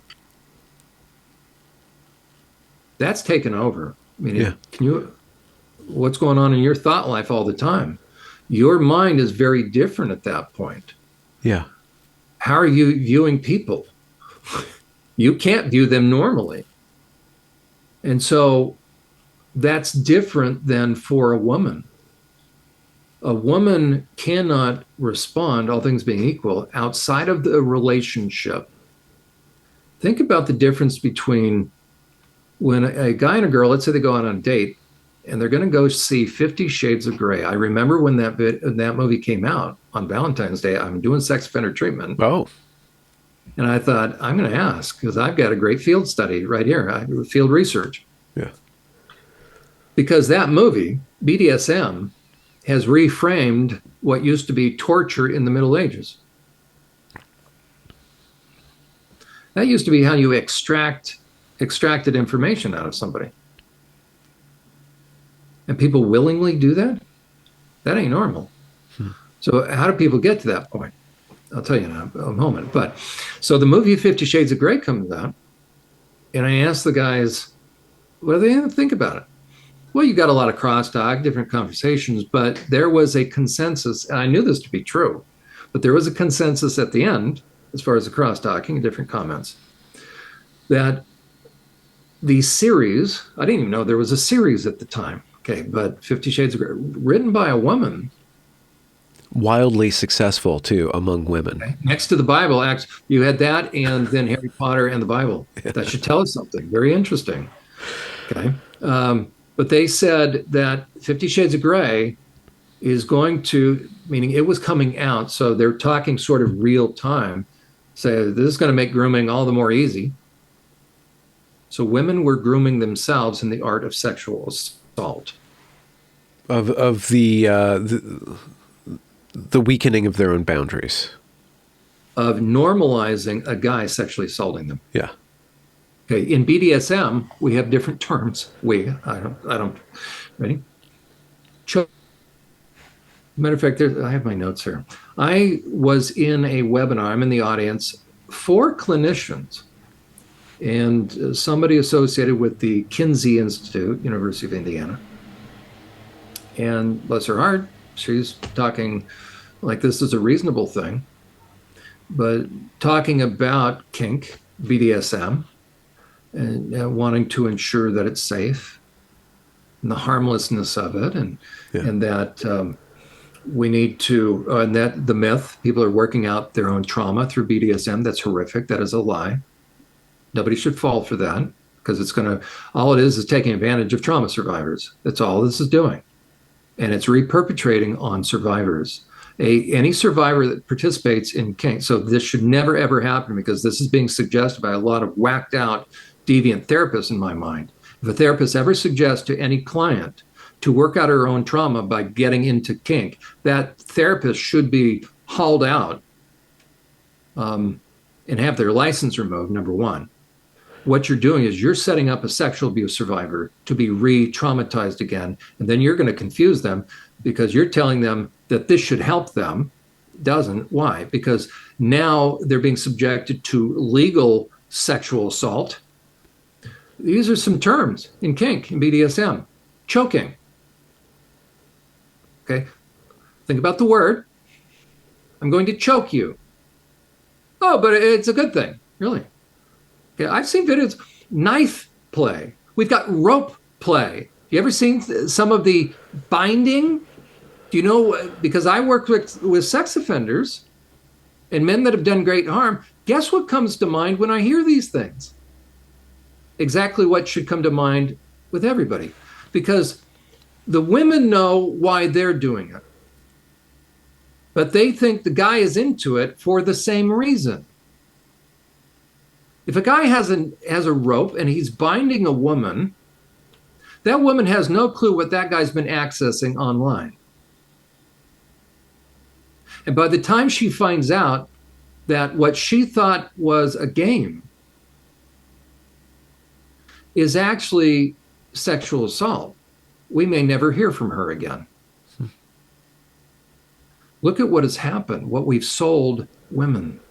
So 50 Shades of Grey, the sex offenders say, grooming has never been so easy. This thing is going to do grooming for us, because now women will not be able to discern sexual assault from whatever this is supposed to be. Now, when I'm interacting with female clients, and let's say they're trying to figure out about their relationship, to be able to introduce this idea to women, if you go out on a date and you go to 50 Shades of Grey with a guy and you ask the woman, what do you think is going through the man's mind? So here's the difference between male and female. The guy won't even really know at the end of the film that there was a plot. There was a storyline. A woman thinks she's watched a love story. She can tell you the dialogue. She can tell you kind of how this is a wounded healer, or she's helping somebody wounded. Yeah. A guy can just tell you what's her body look like. Different by nature. Men are visually oriented. If we enter into a physical relationship, it doesn't mean that our heart's involved. For women, generally speaking, they can't separate the relationship from the act because they're not supposed to. Because when things are working well, the greatest way to a woman's heart, the way a woman gives of herself is through the physical. The way a guy gives of himself is through the relationship, the quality of the relationship. What do you mean by that? Like the provisional? How he treats her out of the bedroom. Okay. A guy can separate the nature of the relationship from the act. And therefore, it doesn't mean that we are respecting the woman. We're not appreciating. It doesn't mean that we appreciate the woman that we're with. Another example of this, cross-cultural, is back in the 70s when Playboy was introduced. Actually, that was in the 60s, but by the time it got going, the 70s, Playboy was really underway. So was Hustler and Penthouse, and then Hustler. Now, this was back in the day prior to online. The women's liberation movement, led by There's Anita. What was Anita's name? She sold orange juice as well. I'm sorry, I'm forgetting her name. But when the women's liberation movement, in response to a lot of the free love kind of stuff was going on, and then also Kinsey had a tremendous effect. His fraudulent work. You had a counter to Playboy that was launched. It was called Playgirl, and it looked identical. Yeah. It was a magazine with the centerfold. A lot of money went into that. I remember I was probably fifth grade, but boys talk, and so now we hear Playgirls. So all of a sudden, the different convenience stores, and they used to then have them behind certain binders. You could see the name. Okay. If you ask people in this day and age, do you have a Playgirl? Or you reference the name Playgirl, because now it's been a number of decades, people won't know what you're talking about. The question is, where did the magazine go? Yeah. It's probably bought by gay men, not women. Oh, that's right. It went out of business. It went bankrupt. Why? People weren't buying it. Well, who was the target audience? Women. Yeah. Why weren't women as eager as Playboy or as men to Playboy? Because they're not visually oriented, because it's just a static picture without a story. You have Harlequin romance. How many guys will you tend to see if at a bookstore, all things being equal, how many guys are going to be in front of the Harlequin romance versus the women? Why? Because it's a story. Erotica is we call it women's porn, female porn. Why? It has a storyline. We all joke when it used to be Playboy in paper, guys would say, I buy Playboy, I read it for the articles. And every guy would say, really? Now there's an article, right? None of us guys would buy that, literally. Yeah. Okay. We know the guys don't buy it for the articles, because if there weren't the pictures in there, the guys wouldn't be buying it for the articles. Now you got New Yorker, Atlanta. Okay, so there's something different by nature. If we lose that, then we don't understand how to care for one another. And guys will always then, selfish, lust-filled, and guys that go into deviance, they are the ones that benefit from a dumbing down of this understanding. And that's why now you have men in women's sports, you have men in women's prisons, you have men that are preying upon women and children, and these men are laughing all the way to the bank because it was the Trojan horse within the women's movement. And now women are shocked. The feminists radical feminists are shocked that suddenly these men are turning around and saying, kill TERFs. Well, I hate to tell them, and it's not that I'm a great prognosticator, but it doesn't surprise me, because once you open the door, because the women's movement was the tip of the spear for the gay men's movement, the gay pride parades. I'm out in California at the time. That happened after the women's movement. Women bought that a lot of these guys were sensitive men, and therefore were a marginalized community. And so they, as it were, set the stage for the overt expression of the gay community, men. And so you started to have the gay pride parades in San Francisco and other cities. And the question is this: when you look at a pride parade now versus back in the 70s or early 80s, do they even have any resemblance? You never used to have a leather. You didn't have pups. You didn't have BDSM. Age play. Right? Where did all that come from? Because the deviant men within those communities were allowing people to be the tip of the spear to clear the way, because underneath and in back of all of this, you have pedophiles that have always wanted to have access to kids, because deviance will ultimately drive a man to mar and scar someone on the inside to have an effect. And that's why you'll see the age will tend downward of the age of the person they quote unquote. Because the younger they are, the more impactful the mark. There you go. And so this has all been an end run, sadly. Now, there's different special interests within the trans deception, and each are feeding off the bodies. I call them the jackals. Each are taking a piece of the body, so to speak. But the ones I'm most concerned about, the most detrimental, are the predators and pedophiles. And pushing this and deriving the greatest benefit are those that knew they could never do a frontal assault on age of consent laws. So this is all a backdoor. That's why we're now hearing the term bodily autonomy and consent. Yeah. And the COVID thing really moved that whole thing forward, because now kids can consent to whether or not they want to take a shot or not. But when you introduce the idea of bodily autonomy, and then look at the legislation that was introduced in California, now if you have somebody between two consenting individuals, between the age of 15 and 24, let that sink in. It doesn't hit you until you really think, age 15, what age potentially is that? Well, we're talking high school, young, prior to driving, maybe freshman age, give or take. And 24, we're talking college. Well, Scott Wiener, interesting name, who good friends with Nancy Pelosi out there, was the one to introduce all these types of deviant legislation under the guise of care, concern, compassion. He decriminalized HIV, spreading HIV without informing people. Yeah. And so he then is. And then he led that bill that accepts kids from out of state, fleeing kids, and will trans you. Right. It's child trafficking. Like, is it not?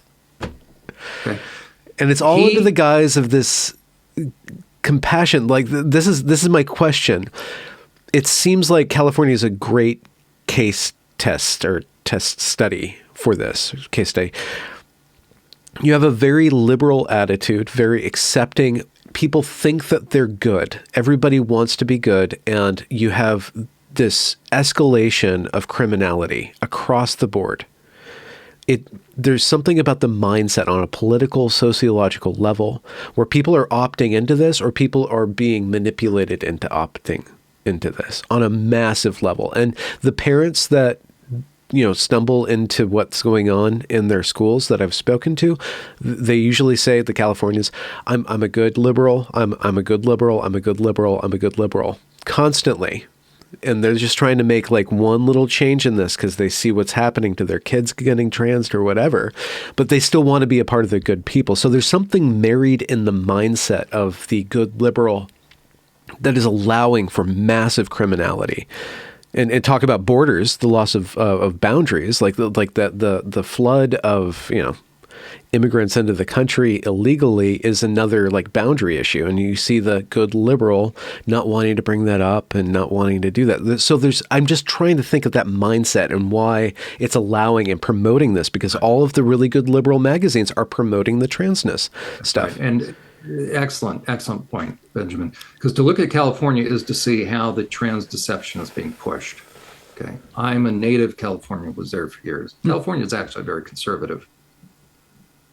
When you look at the counties, you will see California went blue, meaning went liberal. California used to be the most conservative state. It was Reagan territory. Yeah. And the question is, how did you turn California from staunch conservative traditional values to what it is now, 80, 90, 40 years? What happened? Because they worked it politically. They gerrymandered districts, and one could question whether or not the actual vote count is what the vote count is. If you capture the political apparatus, whoever controls the ability to legislate and pass public policy, now you can ram it down the throat of everyone. Northern California, okay, aside from LA proper, Hollywood, a little bit. Now, San Diego is still conservative. So the liberal bastions in California is about 1,300 miles long. Let that sink in. On the East Coast, it's very interesting coming out here. Yeah. In one day, you can cross through a lot of states. Yeah. In California, it takes you 2 days, almost 3 days to get out. If you start in San Diego and go to Oregon, that's a 3-day journey. Okay, so very different Think about the Well, distance. come on, man up, John. You can do it. Yeah, in a I'm telling you. day. Okay, do a bunch of Red Bull and you can make it one. Okay. But Northern California, so the 3 liberal areas, and the rest is all red. And same thing for Pennsylvania. Everything is red in Pennsylvania except for Pittsburgh and Philly. Everything is red in California except for LA, including Hollywood and Long Beach. So the blue, you look at a map, look at how they vote. LA, Long Beach-ish, Hollywood. You've then got The Bay Area. The Bay Area, and then that's pretty much it. Everything else is going to be red. Then how did and maybe Palm Springs start? Okay, let that sink in. 2 geographical areas that are condensed in terms of population, and then how do you ensure that the vote really swings? You acquire new voters that are very much going to vote the way you incentivize them. How do you do it? You open the floodgates. This is not a racial thing. This is not right? So yeah. The reason they're allowing people to come in is to get extra voters. That's how you shift it. And so now you have a state. The majority of people in California can't believe what's happened to their state. That's why they're moving out. What happened to our state? What happened is people with an agenda were very smart, and everybody else assumed and gave people the benefit of the doubt that not on my watch, this will never happen. You have good people that will play by the rules. That's because they don't understand psychopaths. Psychopaths have an agenda. Yeah. If you live next door to a psychopath, you better be mindful. Well, because every day he wants to work you because that's a sociopath. But a psychopath, that's a sociopath. Psychopath is unsettled until he can make you miserable. And if you have an in-law, we're the joke, in-laws and outlaws. Why won't my mother-in-law, right? But why won't they just stop? Because they're not normal. Here it is. Why are you surprised? The best way to help someone protect themselves is to educate them on the issue of selfishness and sociopaths, psychopaths. So now when you look at, hopefully from this discussion, and I've been all over the place, Benjamin, you probably wanted to talk about some specific thing. But okay, think about men and women's sports. Here's a good example. Yeah. If I believe my eyes, then I won't understand what's happening. Because I'll believe it's about sensitive guys that want to win medals. Sensitive guys? It seems like you have to be kind of like, I don't know. I'm sorry to bring this up, but that Leah Thomas swimmer character, like I look into the eyes of that person, I'm like, there's a lot missing. You're being too judgmental. I know, I'm reading it. I'm mind reading. Of course, right? So there's a lack of sensitivity. I'll tell you who Leah Thomas is. He's a porn-fueled guy who's laughing all the way to the bank. That's all the guy is.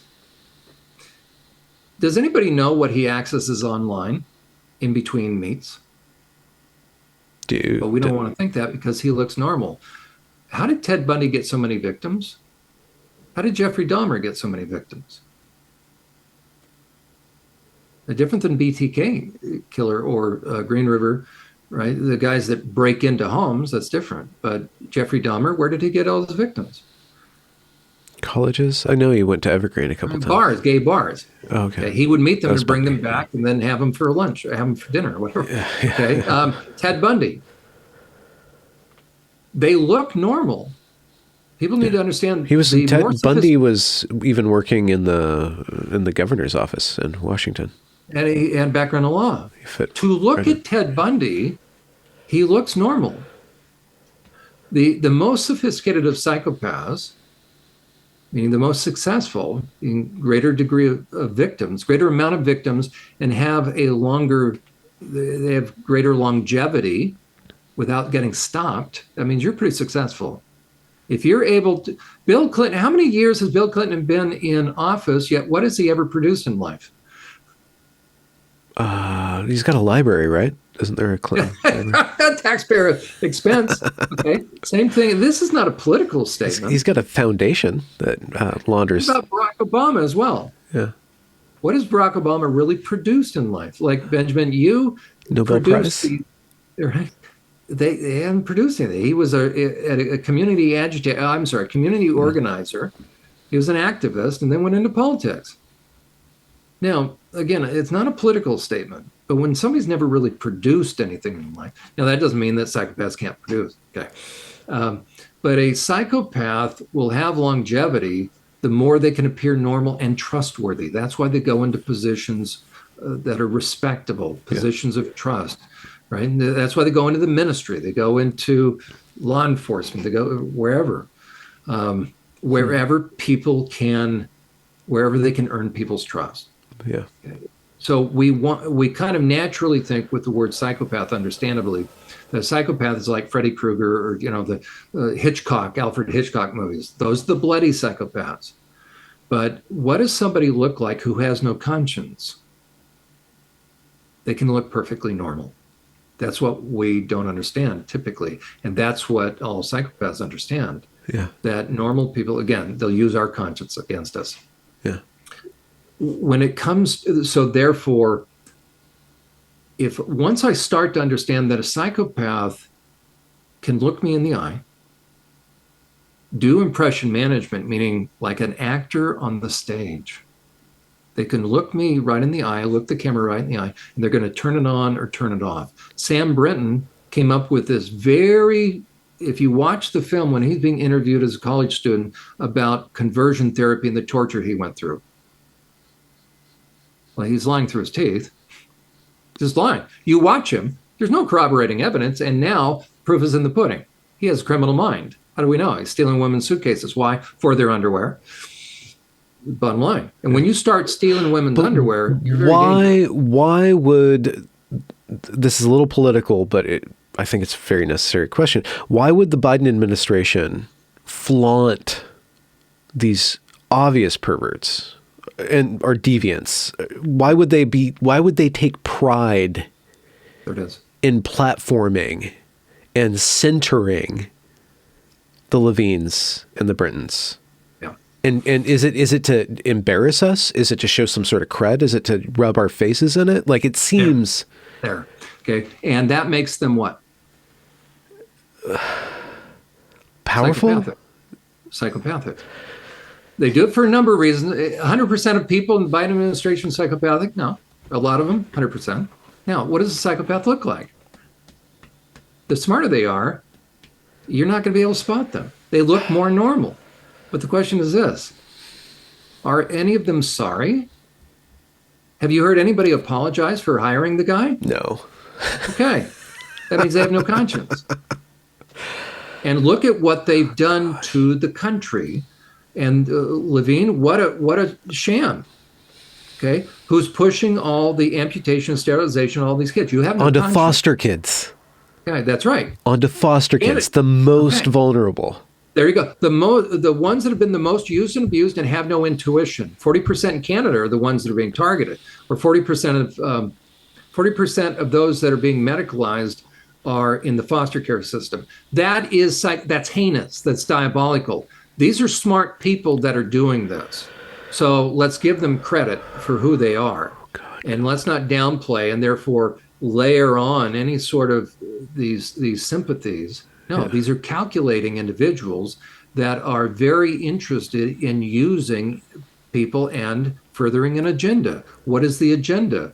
To use people for their benefit. And that we call those special interests. So big pharma. These kids are simply a means to an end, but we who have a conscience don't want to believe that somebody would do that. Yeah, we can't. Because, it's trans rights. It's human rights. They're trans kids. They're in the wrong body. No, they're not trans kids. It's abusive to not do this to them. It's child abuse to not medicalize. That's right. See how they've inverted it? Well done. They've inverted. They put us on our heels.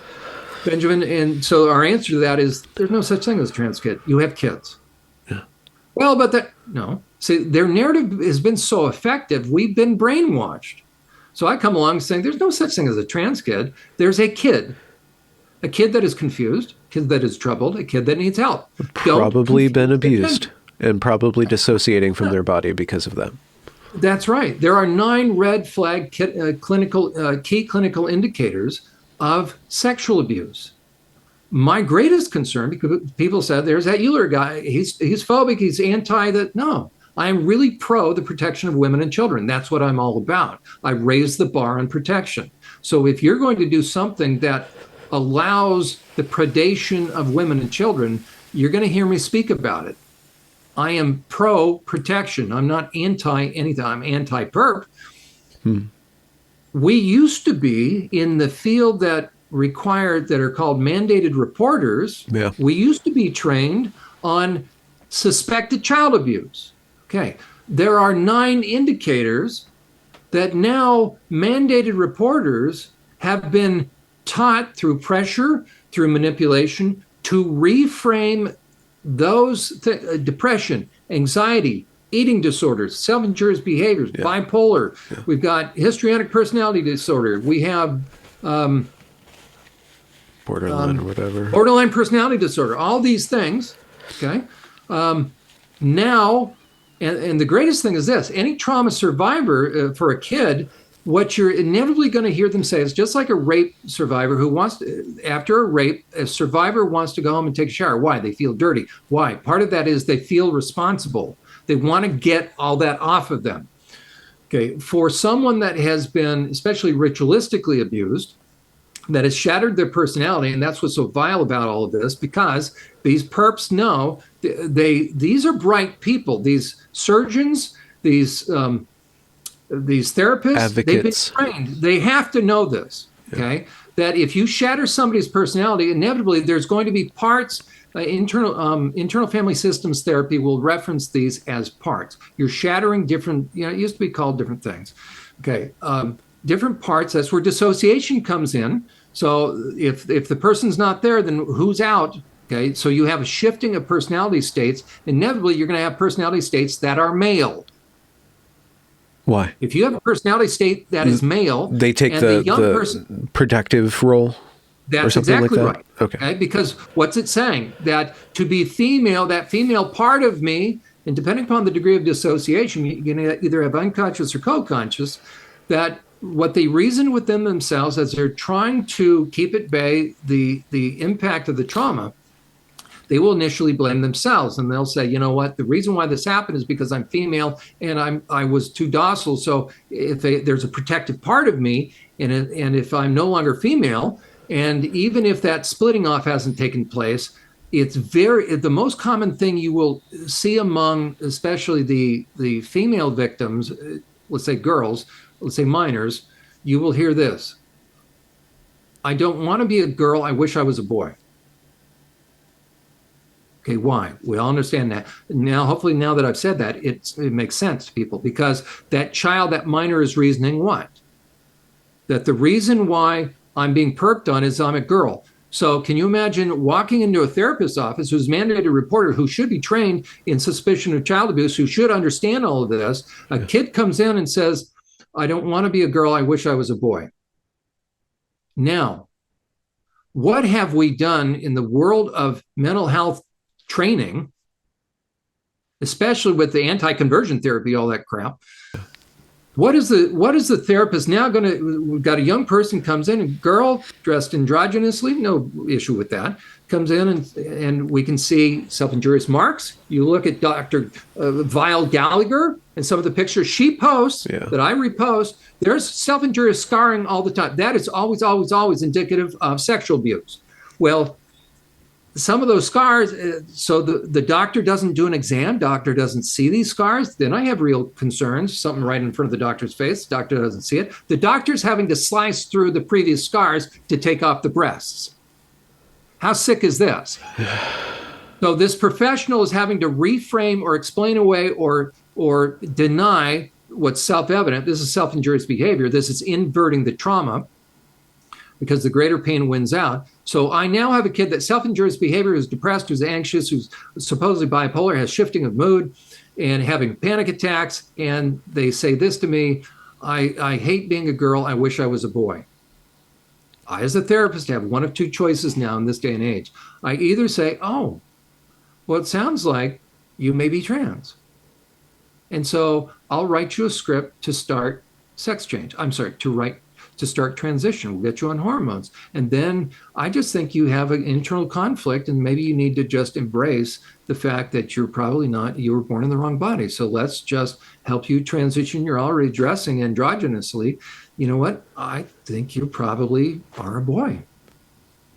And off he goes. Off she goes now to this treatment. What have we now done to her trauma? We haven't ever investigated this.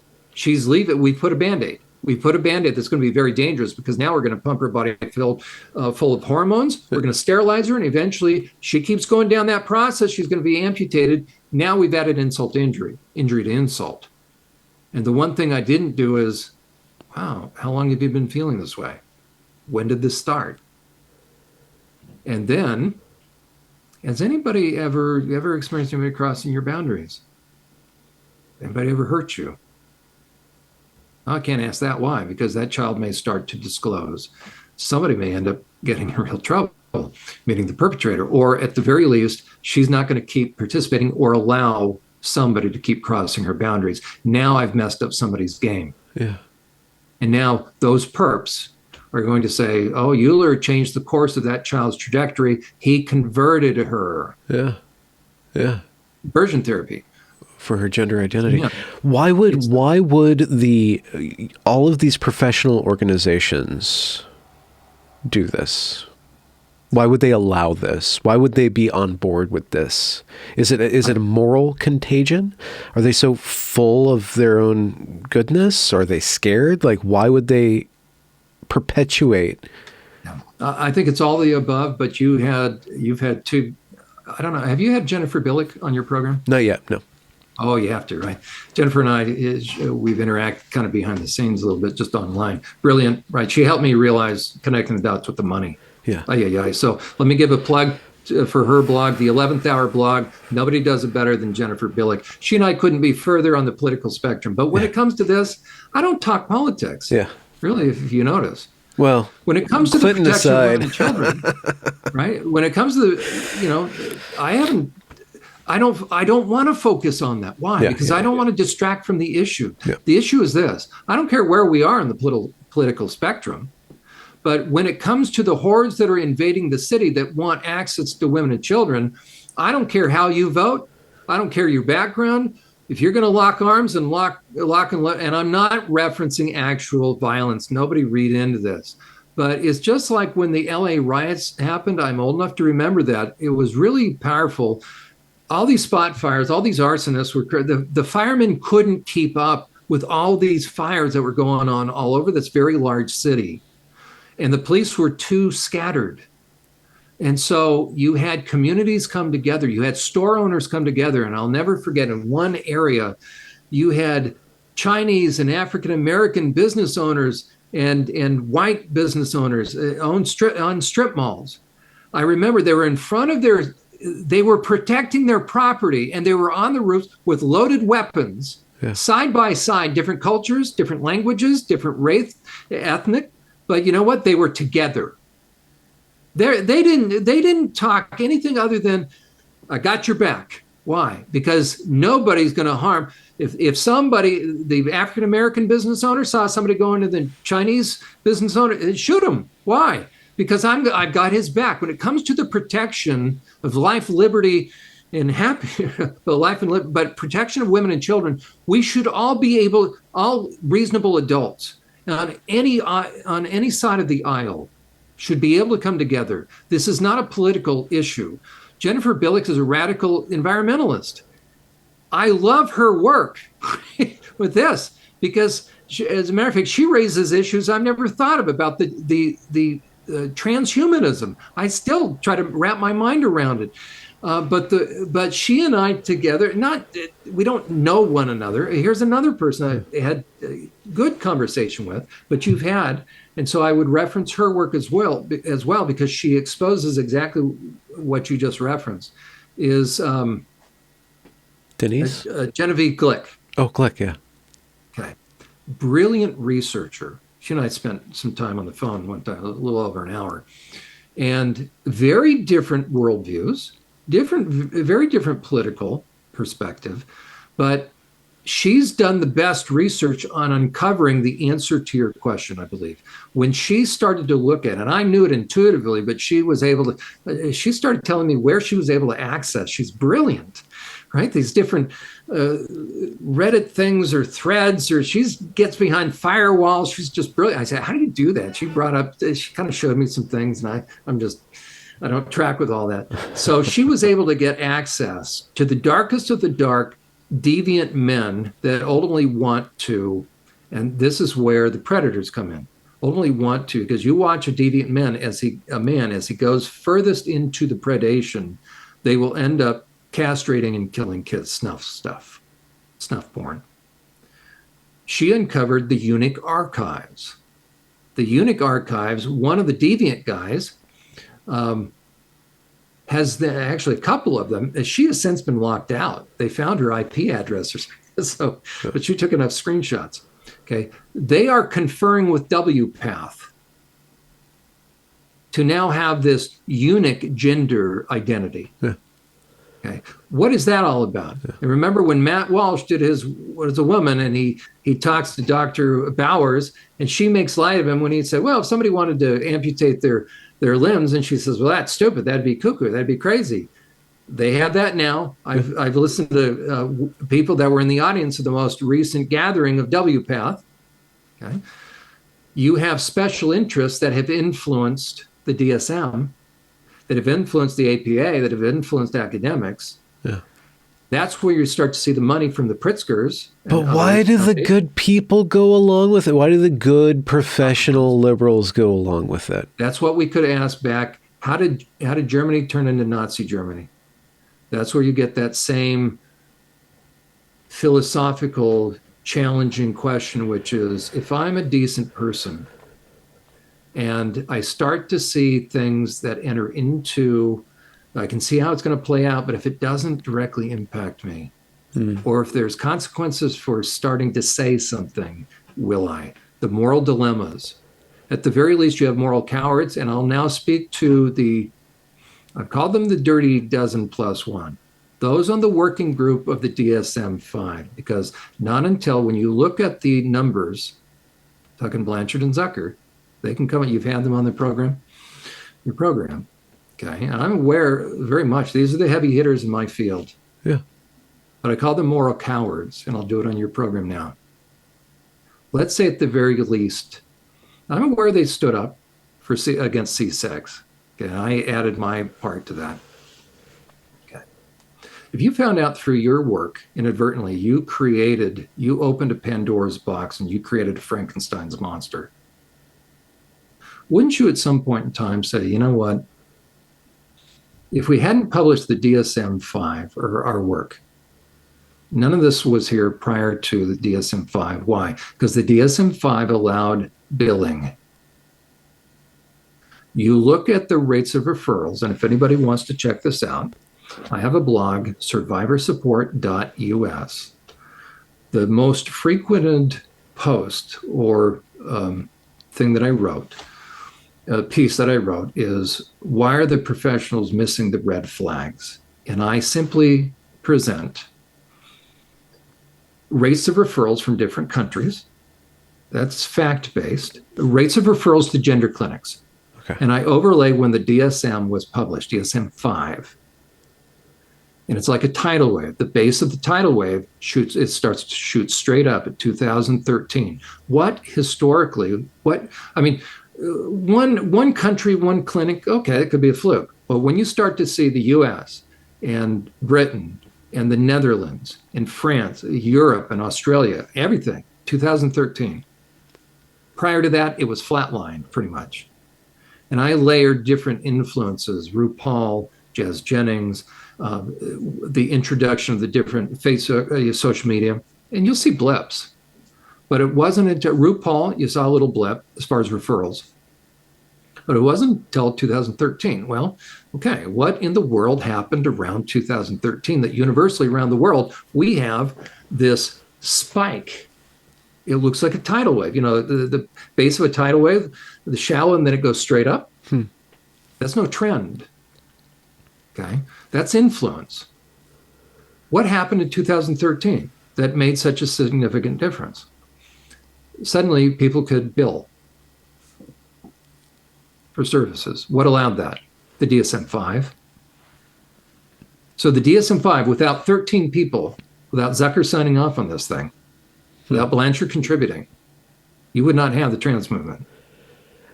Now, I say that if you go back to the DSM-4 diagnosis, the trans movement goes away because it's not profitable. What's the diagnosis then? Like what does it come Gender down to? identity, teen. It was always child, suddenly adolescent. What I say is this: knowing what we know and seeing what we see, and they even had to stand up, or to their credit, Blanchard did, or was it Blanchard or Zucker that testified against C6? And Cantor, he and I have huge differences, but to his credit, I think there were different motives. Okay, they testified against the medical transitioning of kids. Okay, he had to do that because of the DSM-5. Because once it became billable, now you had this tidal wave. It opened the floodgates. Well, how about doing this with medical integrity or psychological, professional integrity, getting together, the group of them saying, you know what? We didn't anticipate the implications of our work.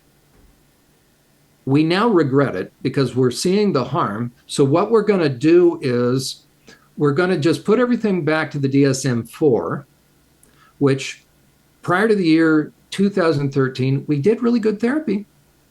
Around gender specifically? With all injured and wounded kids. Okay. We had greats in the field. We had really quality graduate schools. We had good quality graduate textbooks. Everything was fine. Kids were receiving pretty decent help until it became profitable. So I would have respect for them. And so my public challenge to them is come forward and say this: you know what? We opened a Pandora's box inadvertently. They can say that. Let's go back. We're going to retract. We go back to the diagnosis of the DSM-4, DSM-4TR, but DSM-4. And let's be satisfied with that. It worked. There's nothing wrong with that. Let's go back. They'll never do it. Why? I want to know why. The leaders in this field should stand up, have the integrity to say, we see what's happened, because right after our work was published in the DSM-5, all hell broke loose. We've got kids that are having breasts sliced off. Yeah. Why? Because doctors can get money from it. So let's just go back to the way it was prior to 2013 with that diagnosis. Let's remove that diagnosis. Why won't they say that? They should. They should have the integrity to say, you know what, we were wrong to introduce that. Everything was fine prior to that. But they won't. Because I think they are part of an agenda in one way or another, or they're scared. Well, you know what? Do the right thing. So Dr. Blanchard, Dr. Zucker, do the right thing. Come on Benjamin Boyce's program and make the announcement that you are sorry. Professionally, you made a blunder and you retract everything. And then watch what happens. Say anything to do with gender is no longer billable. Well, is that possible? I mean, you see movements in specifically European countries where they're backing away from this and they're making it more difficult, specifically within, I guess, more socialized medicine countries. Canada's not going anywhere. They're going full bore. America, it's just catch as catch can. State by state, there's different laws, right? But you think that the DSM is a cornerstone? If you cut off the money flow, if you cut off the profit motive, that will decrease the availability of this, which is better than going through policy. Oh yeah, lawsuits. You watch how quickly now. Look at what's happening to the different health providers now that the threat of lawsuits. It all comes down to money. Jennifer Billick's right. You turn the spigot off or you threaten the money, suddenly health systems are backing away. Kaiser Permanente, Chloe is suing Kaiser Permanente out in California, and she's going to win, I think. Let's say Blanchard and Zucker were to step forward and say, you know what, we're sorry. and we're just going to remove that. We're just going to go back to the diagnosis historically that was there in 2014. Do I think that would help? I would have respect for them, but would that help? You know, governments and manipulators, now that the Pandora's box has been opened, I think what they'll say is, well, you guys don't, you're antiquated anyways. No, we appreciate you, and they'd be sidelined anyways. But at least I would have respect for not that it matters that I have respect for them, but I would appreciate it. But you cut the money off. Yeah. Do you think surgeons are going to do this for free? That also means there's no more scripts being written. There's no reimbursement. If you remove any reimbursement for any services, whether therapy services, so there goes these gender therapy. There's no such thing as gender therapist. I love how that was just invented. There's just not. Right? They're just like, all of a sudden there's a gender therapist. Like, what? Want to debate me about that, right? And it's interesting that gender therapists are now closely aligned with sex therapists, kink therapists. Oh. Very dangerous. I don't know. Okay? Because again, how do you manipulate these kids? You cross their sexual boundaries. You confuse a kid's sex and sexuality, you have them for life. Every cult knows that. Yeah. Okay, so you remove any ability to receive any monies or reimbursement, and you tell me what happens to the trans movement. Well, to kind of skip back a little bit, what is society? The perpetrators, the sexual predators would be just fine because they don't have the profit motive. What does society do with sociopaths? I guess from your model, if it is a slippery slope of selfishness, we can engender a social contract or social pressures that decrease the amount of sociopathy. But it seems like every society is going to have that. And they probably actually, if they're put in the right environment, they could benefit society, like a CEO, like to his shareholders. Do we imprison them? Unfortunately. Right. But what do we do with them other than becoming aware of them? Historically, and I would kind of hearken to the Judeo-Christian value system, and now I've lost half of your audience, but I'll tell you why. The presumption within that worldview is that man is of the highest value, so human life is valued, it's sacred, but the human heart is selfish, innately selfish. Even when you provide the perfect upbringing, you're still going to have to teach the child boundaries, respecting other people's boundaries. Little Johnny will always say no to authority, to his mom and dad, right? You never have to teach a child to disobey. Okay. So the worldview of the Judeo-Christian perspective is that human life is of utmost value, but deep within the human heart is this little clenched fist saying, I will. Yeah. The founders understood that. So it was this balance of, and that's why the U.S. is so unique. It's not that geographically we are unique. It's not that we are brighter people because we are a composite in the U.S. of every race and ethnicity. It's that people are free to benefit from the fruits of their labor. So there's private property. Why? Because people are sacred. I do not have the right to you without your permission, because you're separate and distinct, therefore boundaries. So boundaries protect that which is important. You are important. Why? Because God says you are. If I remove God, then it's depending upon whose perspective. So the extent to which a society rids itself or eradicates the idea of God is the extent to which now you're going to have the objectification of life, quite frankly, the utilization of life. Now you're going to have utilization review boards, right? So either people are value, and therefore the only reason we have private property is because the presumption is people are important and you have the right to what is yours. But if you are not sacred, then you have no right to what is yours because it's really not yours. Then it's survival of the fastest and fittest. So from the founders' perspective, let's say in the US, they understood that balance, that laws are there to protect human liberty because the encroachment process, but laws that were rooted in a value system. the value of life. Mm-hmm. If you remove the value of life, now you have the power of government that's unchecked. So what I would say is this: there always has to be laws and rules to protect the vulnerable. And is there much hope for a culture that has removed the idea of any sort of eternal accountability? I don't know. But still, the answer is to keep selfishness in check, there has to be natural consequences. So increasing penalties for perpetrating, number one, instead of going soft on crime. Yeah. Okay. But the other is having a view of human nature that really does understand that men will prey upon women and children.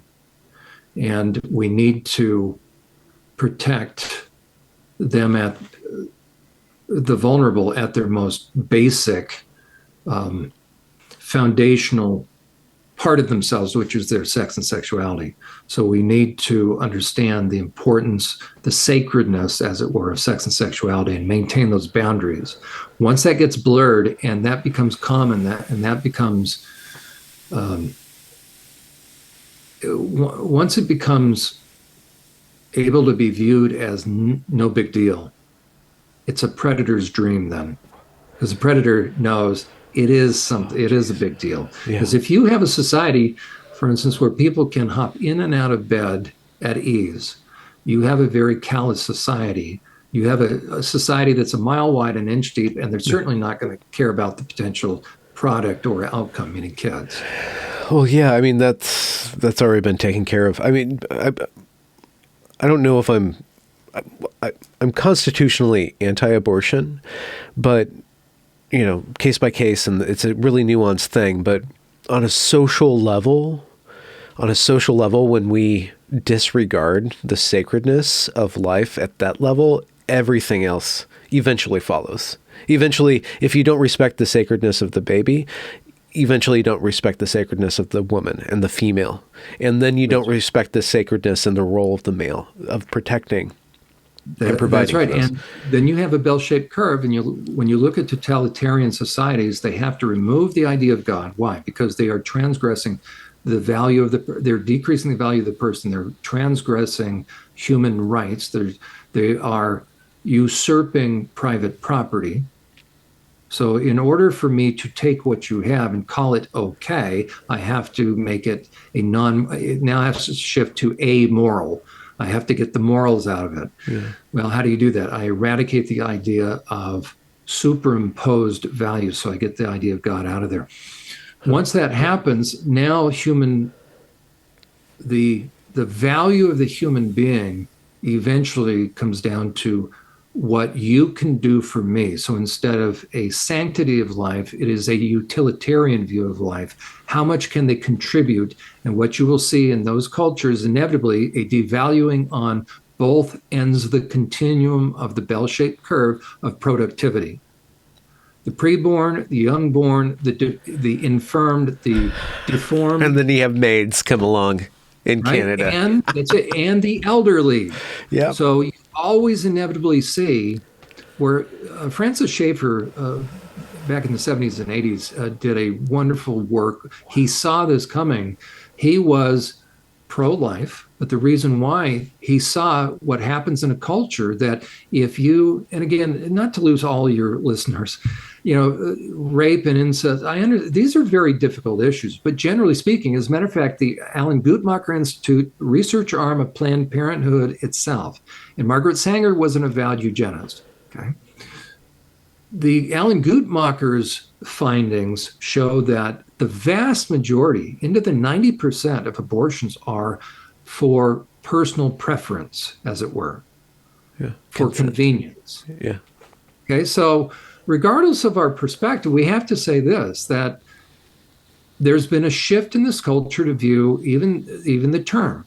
When a woman wants to become pregnant, she'll say, I'm having a baby. I've never once heard a woman say, I'm pregnant, I'm having a fetus. So we are able to dehumanize. You know, as cults and manipulators, they toy at language. That's why even in the trans deception, it's not double mastectomies and castration. We call it top surgery and bottom surgery, right? So if you dehumanize the front end of the continuum, the sanctity of life, now we make it scientific sounding. So they're not useful. Why? Because what's in it for me? What can they do for me? It's a drain upon me. Then you're always going to see, and Francis Schaeffer nailed it. He said, you devalue life, the sanctity of life, you're also going to see euthanasia increase at the same time. Yeah, but there's good reason, because I mean they're not productive. They're not, you know, they're not in pleasure anymore. There's no pleasure in life, right? So it's better for them. That's it, and that's why the Netherlands, and what goes along right in there is then physician-assisted suicide. Then the question is how many physicians do you need, and eventually you get into euthanasia where you don't need anybody except for one. But you saw that one girl that had wrestled with an eating disorder that eventually the doctors assisted that, and I'm convinced she was a sexual abuse victim. Talk about silence of the lambs. And so what now has been introduced in Canada? Euthanasia for teens and the infirmed, meaning a teen who is depressed. Well, if you've been sexually abused, what are you going to evidence? All sorts of psychiatric issues. And suicidality. Happy, right, to have a victim take it to the grave. Oh, God. It's the silence of the lambs. It's just so... I'm so concerned. Goodness. Look at where we've come to. There you go. But I'll tell you what, Leila Thomas, just in closing, you want to find out the truth about what the guys, a quick way to do it, tell them they can't go into the locker room and shower room without their cell phone cameras. I'm sorry, without their cell phone. But everybody's cell phone has what? It has one of these, right? That thing. Yeah. So it's a cell phone camera. You tell a guy this, you can't go in there with that. He'll protest just as loudly. These guys are going in with their cell phone cameras. They used to have to climb trees to do what they can do now. Yeah. That's why they're doing it. Guys do not go onto women's team to preen that they got to win medals. Why? Because it's easy. To be accepted. Okay. What they're doing is this. They have a malevolence toward women. What has created that? And they want to see women squirm. Why? Because of porn. They are porn-saturated guys by night. Huh.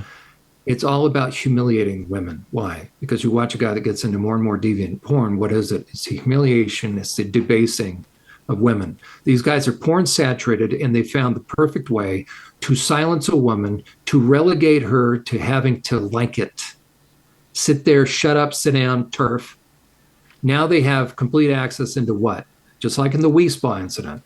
They can walk right in, and now they can strut around. And here's another thing for people to consider, and the maleness, femaleness of it. When you think in terms of, we've all seen these different selfies and TikTok or whatever, where a guy goes in and they take a picture of themselves in the opposite sex restroom or change room. If you go online right now and you do something like this, woman in a man's restroom, so woman that's transitioned, female to male, how many photographs will we see of the woman that looks like a guy now taking a picture versus men dressed in drag in a women's room taking a picture? What's the percentage? Because males are visually oriented. And ready? What? Women aren't interested in taking pictures of themselves in the men's room. Why? Okay. Because they want to blend in. Yeah. And it's no big deal. It's a personal thing. For a guy, someone needs to understand this. When you see a guy taking a picture of himself in a change room or in a restroom, he is conquering. He's gotten over on them. He's crossed all the boundaries and he made it in. Yeah. He's mocking. He's mocking all the female. Nowhere to run, nowhere to hide, can't keep me out. Wherever you are, I can always be there. That's why Leila Thomas is on the swim team, and he knows it. And nobody's called him out. that he's a porn-fueled dude and he wants access to the shower rooms to check all the women out and probably taking pictures of them. Nobody's ever said that. Why? Because that would be too much. The emperor has no clothes. And a stubby. Can I ask you a non-related question? Maybe we can wrap it up because I've taken a lot of your time. Thank you so much for joining me. You're a fascinating guest. I hope we can have another talk.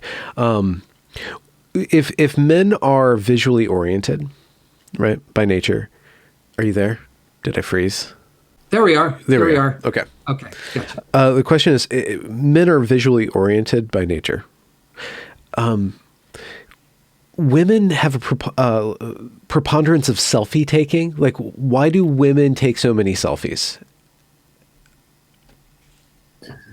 and post them?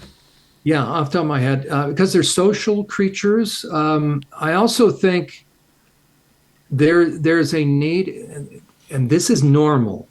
Yeah. Or I view it as normal because I don't have a problem with gender differences. Okay, it's innate within women to want to look good, look their best. We guys don't care. It's just right. We have to remember to comb our hair. Look at men and women. Once they get married, they settle down, right? Yeah. And that's okay. There's nothing wrong with that. You tend to not see a lot of women take pictures when they're disheveled. Yeah. Guys do. We're kind of idiots. We the Dumb and Dumber and stupid act, antics. Oh, look at me, Mom. Oh my gosh. Women will tend to only take selfies when they're looking cute or they want to. So I think it's unique, specific to female. There's nothing wrong with that. We may have lost all the feminists. There's just nothing wrong with it. Typically, who plays dress up when they're kids? The girls. Now, I have a daughter and two boys. My daughter used to dress right? Fortunately, I'm settled enough as a dad. The funniest vision I have is he was probably age 3 at the time. He's running around the backyard. He's got cowboy boots on. He's got his cap guns. He's shooting. But he's dressed in a tutu. My daughter dressed in her tutu. Well, he's just having a great darn time. Did I worry about his gender-related issue? No. That's why the best thing to just stop focusing on gender. Yeah, yeah. But girls will tend to be the ones, like when they get together, it's not, hey, you want to play cars or match, build models or do action figures. No, as a matter of fact, if they have action figures, here's another thing. They've done studies all world around, even little boys. When girls are more verbal by nature, they have a greater capacity. When girls get together, they'll talk. Boys grunt and make sounds. They make truck sounds, right? You take action figures and give them to boys and girls and tell you what you got. With action figures, you got fights and bonking and all sorts of dismemberment and things like that. You've got conquering things.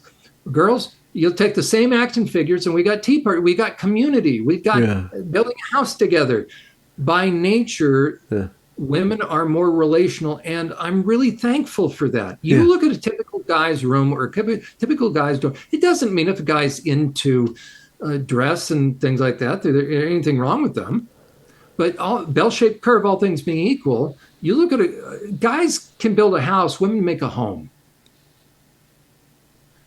Okay.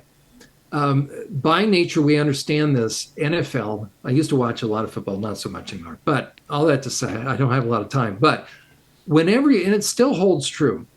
Let's say there's been a good play, and other sports as well. But let's say somebody does a touchdown or a big tackle or whatnot. They come back from the commercial. They do a close-up of the guy. So we have a 6'7", 6'7", 300-pound hulking guy, top of his athletic prowess, and he sees the camera, and very often, almost inevitably, he sees.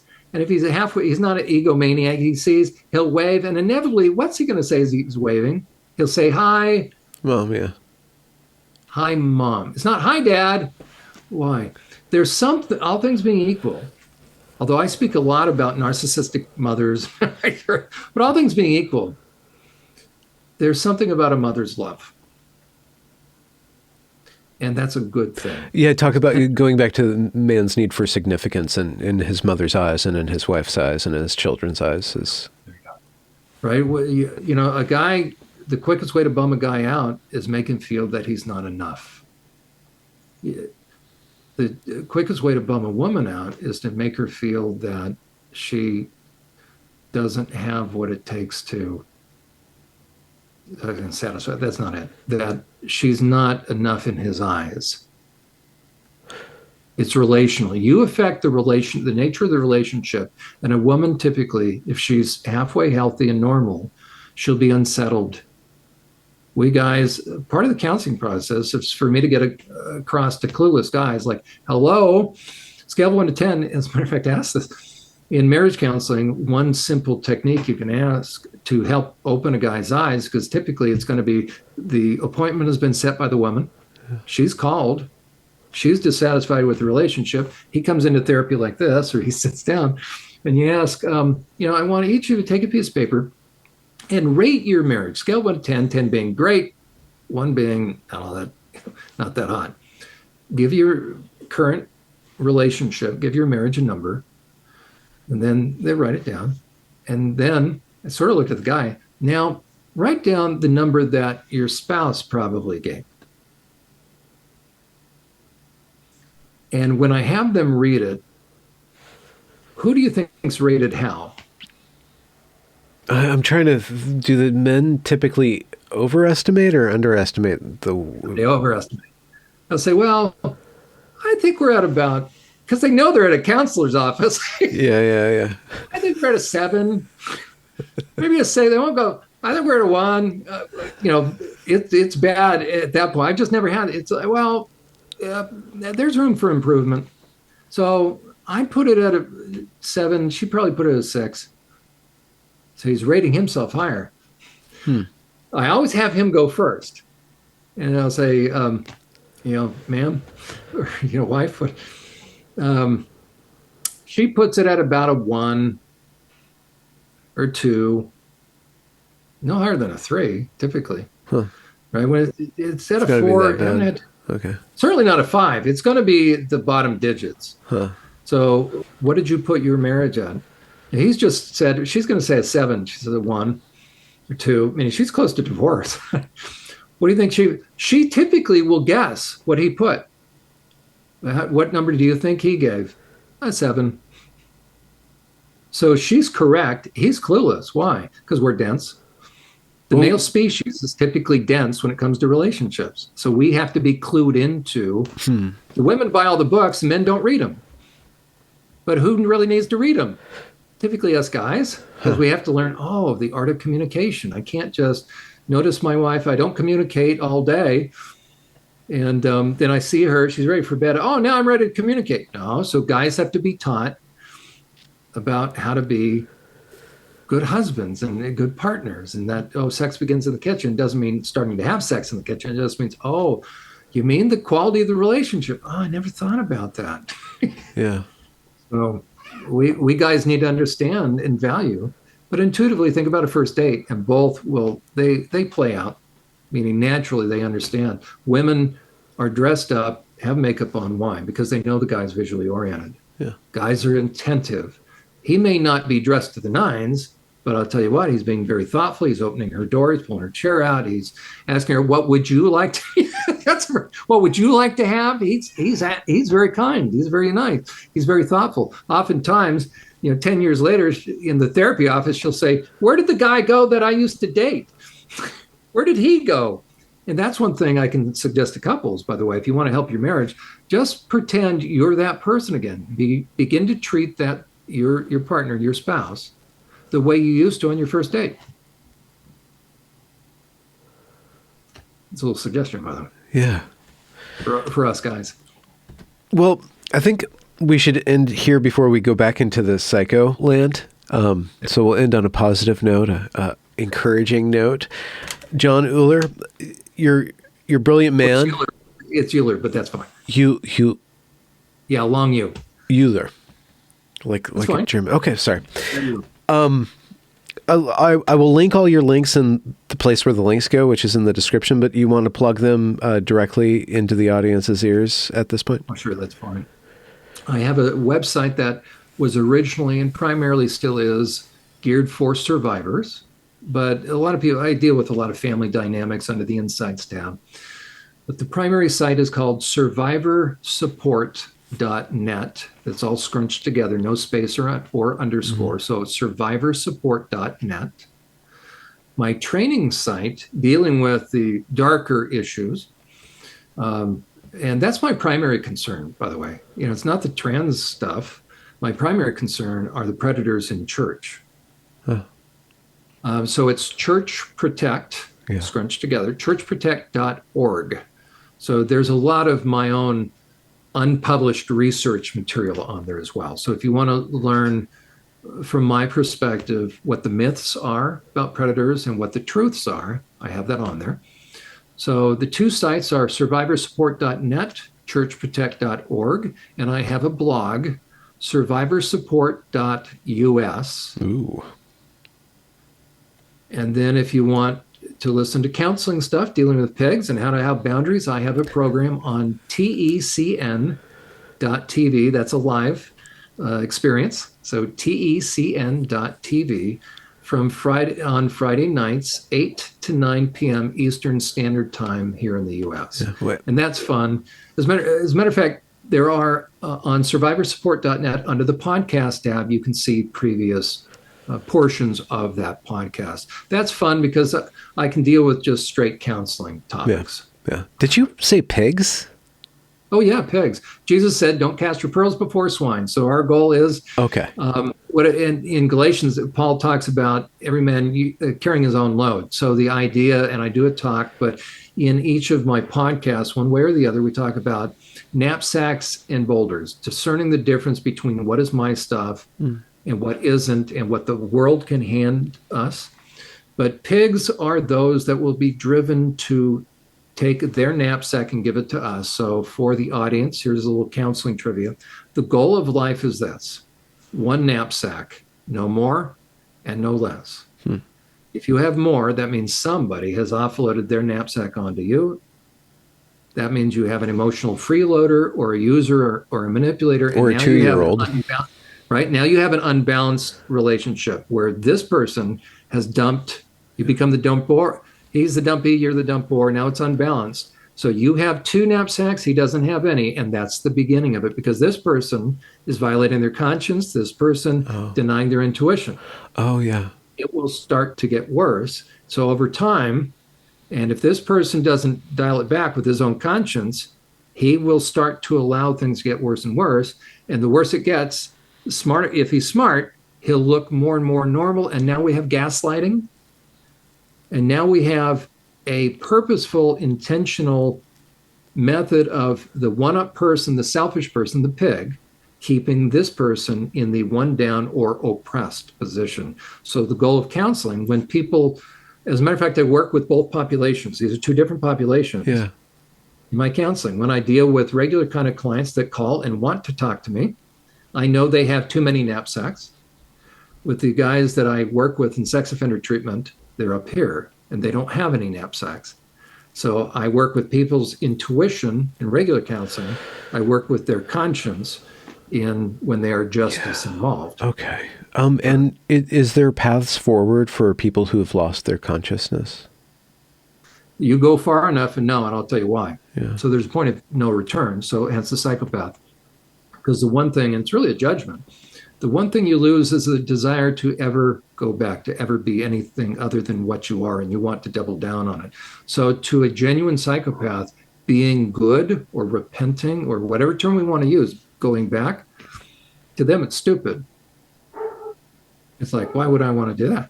And then to a really profound psychopath, they have disdain. As a matter of fact, the pejorative term that some of the guys would use towards me, and it was all in sort of good fun with psychopath in prison, you'd hear this: Uhler, you know what? You're nothing but a Boy Scout. Yeah.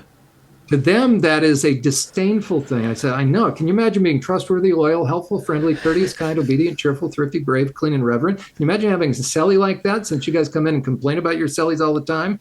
Can you imagine having one that was like that, that would just be really pleasant in the morning, not steal your stuff? Can you imagine how horrible that would be? But that's pejorative.